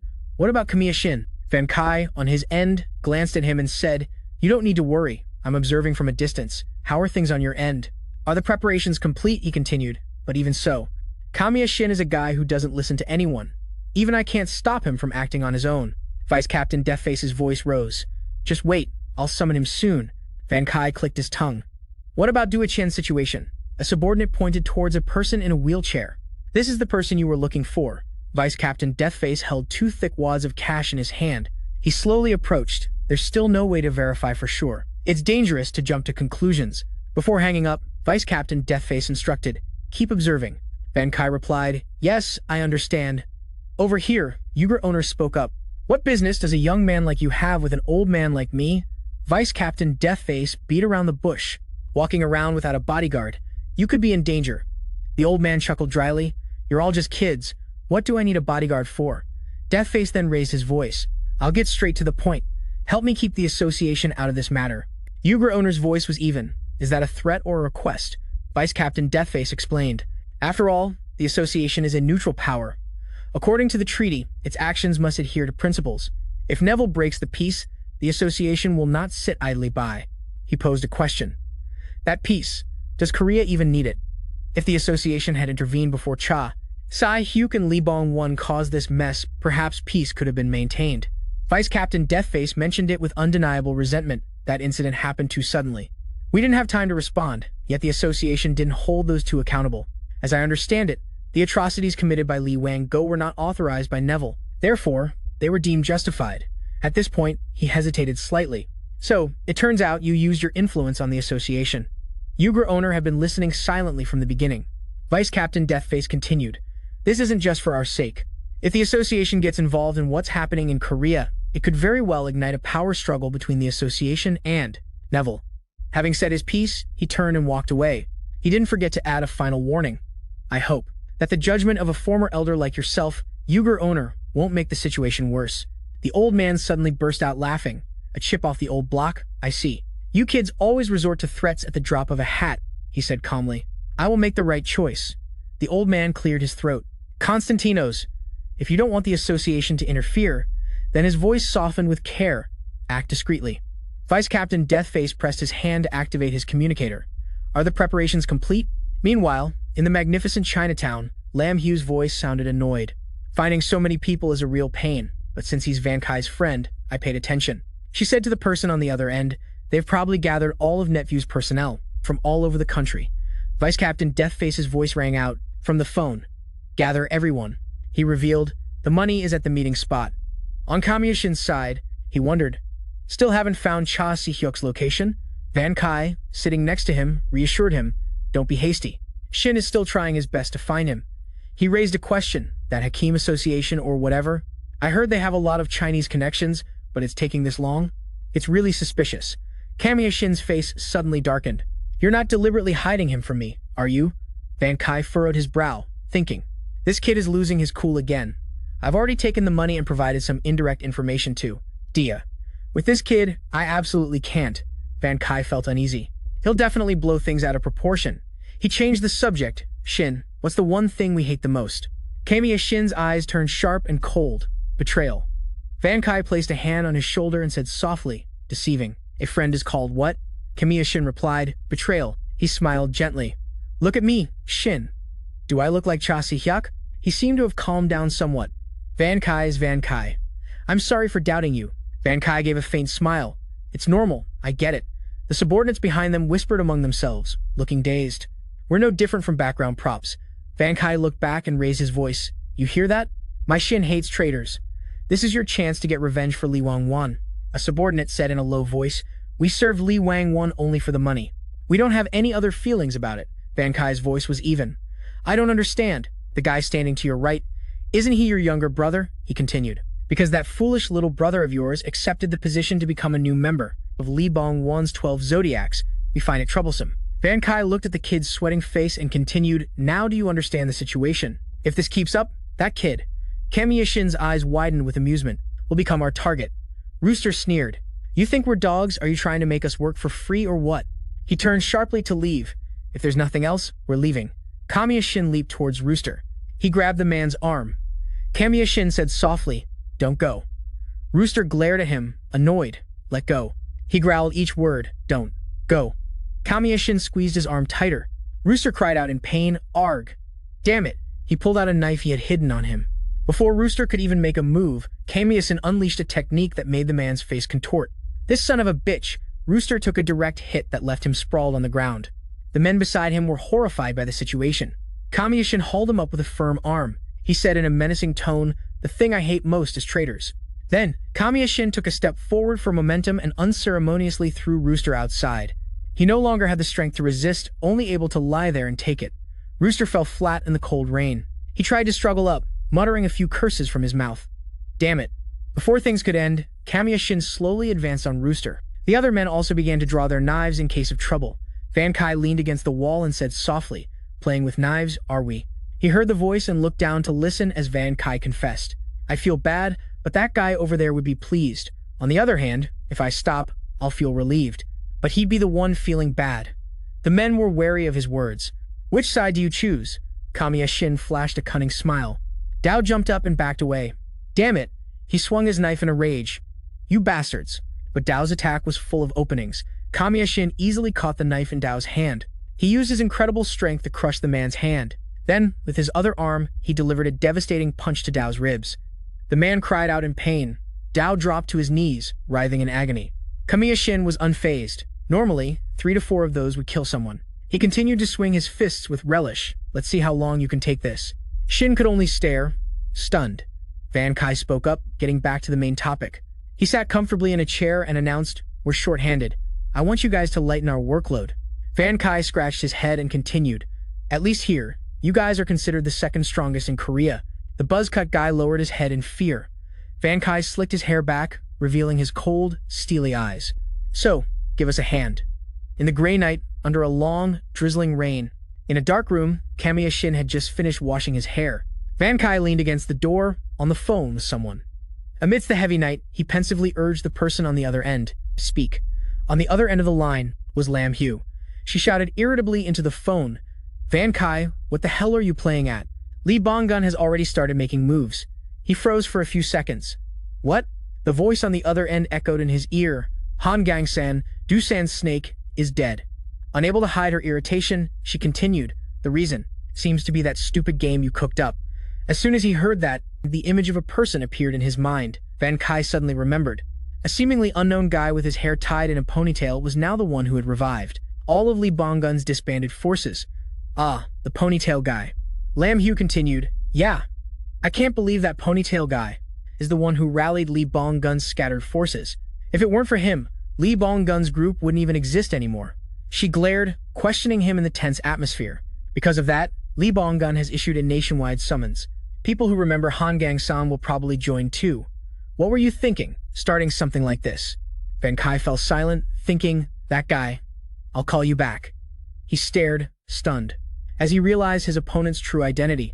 I can't believe he's such a major figure. What a mistake. He grumbled in frustration, That crazy bastard over there. I told him to keep the roughhousing to a minimum. This is a real mess. Kamiya Shin, standing nearby, was surprised to hear this. Without hesitation, he immediately called someone else amidst the pouring rain. Darkness enveloped them. As soon as the person on the other end picked up, he reported the situation. Vice Captain, things are looking unstable. Elsewhere, at a somber funeral, the chilling white chrysanthemums stood out coldly. In the silent space, a subordinate was suddenly sent flying. In pain, the man tried to push himself up. The one who had thrown him was Chairman Lee Bong-gun. The 2 subordinates standing beside him witnessed the scene, not daring to make a sound. After disciplining the subordinate, Lee Bong-gun knelt before the portrait of the deceased. The person in the portrait was none other than Han Gang-san. Lee Bong-gun bowed his head, his fists clenched tightly. It seemed he was in deep shock at the sudden passing of the person he respected. Suddenly, a subordinate from behind spoke up. Everyone has been gathered, Chairman. Below, dozens of men stood with their heads bowed respectfully. Lee Bong-gun sat firmly in his chair, looking at them pensively. Since this involves Neville, it seems this is all we could gather. The old man encouraged them. You've all worked hard. You have a good look in your eyes. The subordinates below all clenched their fists, showing their determination at his encouragement. Down below, mixed in with the ranks, one man asked the person next to him, Are we the only 2 from the 12 Zodiacs? He was from the previous generation of the 12 Zodiacs, Rabbit Cho Jun-young. He gritted his teeth. Those damn traitors. Han Gang-sen took them in so many times. Another man muttered, Everyone's scared. If Boss Yang were still alive, they would have been beaten to a pulp and dragged back here. This man was from the previous generation of the 12 Zodiacs, Tiger Kim Jin-seo. Cho Jun-young frowned and cut him off. Enough. We won't have to see those bastards again. Damn it, we're cutting ties for good. Kim Jin-seo, standing beside him, added with a cold gaze, I don't care about things like war, but daring to kill Han-san is unforgivable. Yoon-young agreed, I get it. Jun-young's voice was pensive. You must feel the same way we do. After what happened, I thought the young master would completely break down. He then reconsidered, but looking at him now, he's back. From his high chair, the old director spoke up. You've probably heard, haven't you? You all know we don't stand a chance of winning. Our opponent is Neville. He glanced at those who were hesitating in silence. Anyone who isn't committed can leave. Suddenly, he looked down. He looked down at his own legs, one of which was missing. A fire of hatred welled up inside him. He growled, Even so, stand up. The old man trembled, using his hands to struggle to his feet. He raised his head, painfully enunciating each word. Gang San is dead. He clenched his fist with a somber look. We're not much different, he warned. So give up any thought of having a beautiful death. Bujo was a tough man, but hearing this, he broke out in a cold sweat. Hatred flashed in his eyes. Lee Bong-gun declared loudly, because I have no intention of closing my eyes and passing away peacefully. Meanwhile, in the dark of night, two figures appeared. Vice Captain Deathface called out, urging him on. Van Kai, report Lee Bong-gun's movements. The man on the other end continued, as I said. Lee Bong-gun is heading toward us. He assessed the situation. It seems they're getting close to the Vice Captain and Orca. At the same time, the scene shifts to a church. Inside, Dante, Orca, and Barrow were praying silently with their hands clasped. Back to the phone call, the person on the other end continued. It seems. Lee Bong-gun knows our location. Just then, amidst a hurried group of people, Bujo shouted, urging them on, hurry up, we have to catch them in time. The conversation continued, Van Kai reported. According to intel from the Black Gold Society, Cha Si-hyuk has started to move. The person on the other end finished speaking and then paused abruptly. Vice Captain, something's not right. Van Kai was suspicious. It's like they've completely figured us out. Deathface worried, there's a high chance Cha Si-hyuk is coming for us. He instructed, wait at the base? Yes, sir. He continued, I will join you after I've dealt with the situation. Meanwhile, in a room, Van Kai asked the person on the phone. They arrived first. The situation is a bit unfavorable.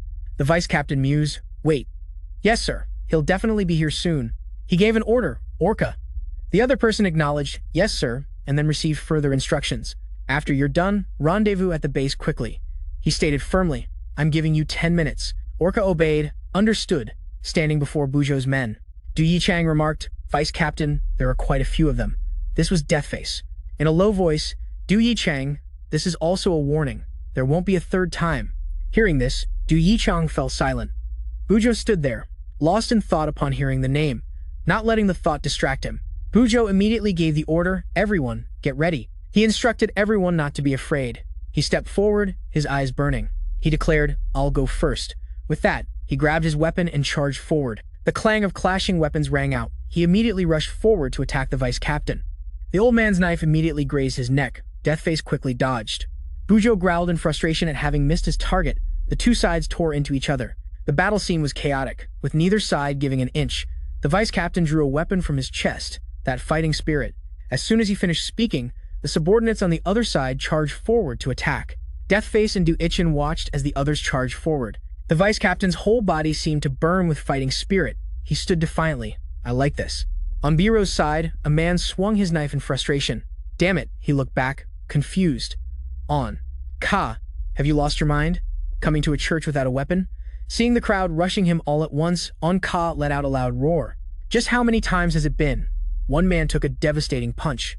On Ka's strike made the man's face twist in pain. On Ka relentlessly sent the men flying with his overwhelming power.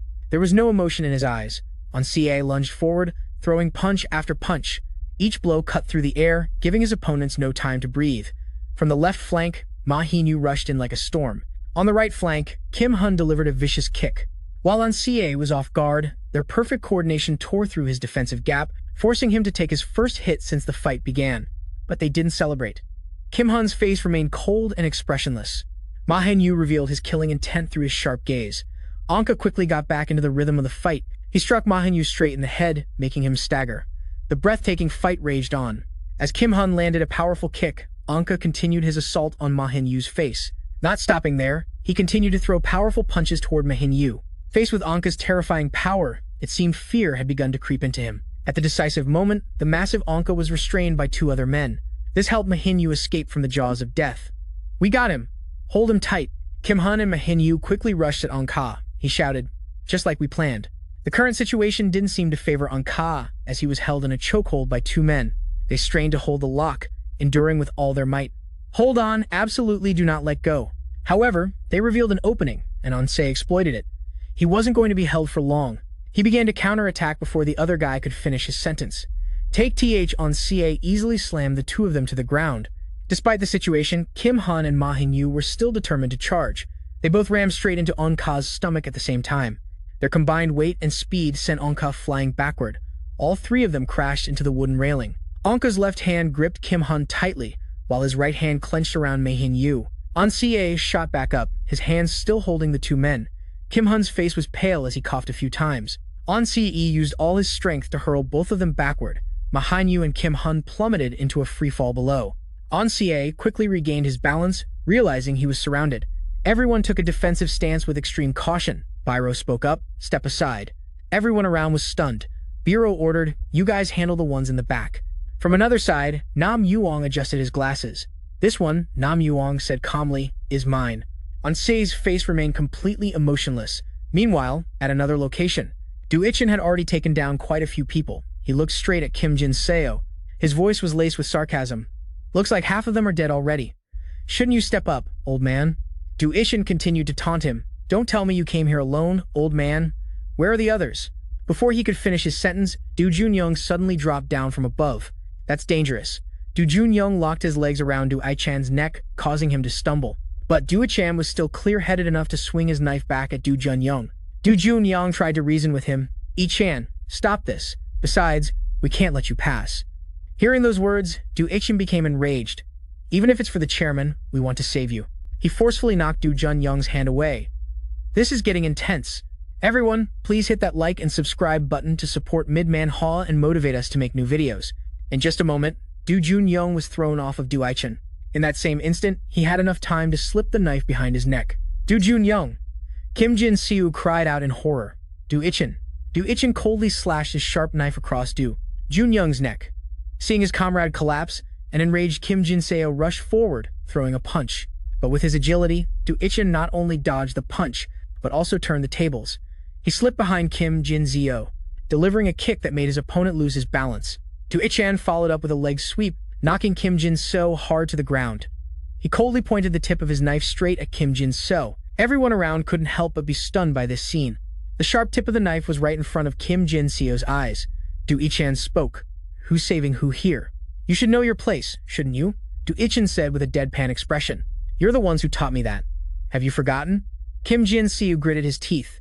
"Du Ichan, how could you?" Kim Jin-seo snarled at the boy's indifferent attitude. "The young master took care of you in place of your late brother. Have you forgotten that kindness? You!" Without letting Kim Jin-seo finish, Du Ichan mercilessly took his life. Amidst the terrified crowd, Du Ichan announced, "The old man is dead." Du Ichan stood up and walked away. In any case, before leaving, he even waved and smiled. "It was a pleasure seeing you too." The scene shifts back to the church, where Van Kai is anxiously making a call. Van Kai's voice was frantic. "So where is he now?" Lam Hu was soaking in a warm bath. He replied, "Our tracker lost him. We can't determine his location right now." Van Kai snapped and cursed, "I told you to stick close to him. At the very least, you should know when he's coming for us." The line on the other end suddenly went dead, leaving Van Kai confused. "Hello?" Van Kai glared at his phone, irritated. "Damn it, that insolent bastard." Meanwhile, Kamiya Shin was still lying motionless on a long chair, a book covering half of his face. He suddenly remembered what Cha Shi-hyuk was like, flashing back to the past when they were still comrades. Kamiya Shin stared, confused. "Cha Shi-hyuk, you mean?" he wondered. "You're going to betray us?" Cha Shi-hyuk, who was next to him, answered honestly, "Yeah." Cha Shi-hyuk said slowly, "That's the plan." Then, Cha Shi-hyuk flashed a sly grin. Nam Yuong cautiously approached An Ka, while Kamiya Shin's amused voice echoed in the flashback. "It's been a while since I've seen Cha Shi-hyuk's face." Now, Pugo also began to swing his knife into action, while Kamiya Shin's voice still echoed. If only that face were still the same as before. The one fighting Pugo was none other than Vice Captain Deathface. On a deserted road, Cha Shi-hyuk's car sped forward, appearing in Kamiya Shin's mind. That handsome, always smug face of his. A strangely calm Cha Shi-hyuk sat in the car. Returning to Kamiya Shin, he smirked. "I'm going to crush it, and that's the end of today's chapter." Hit subscribe now to join Manhwa and see what kind of earth-shattering rematch Kamiya Shin and Cha Shi-hyuk will have.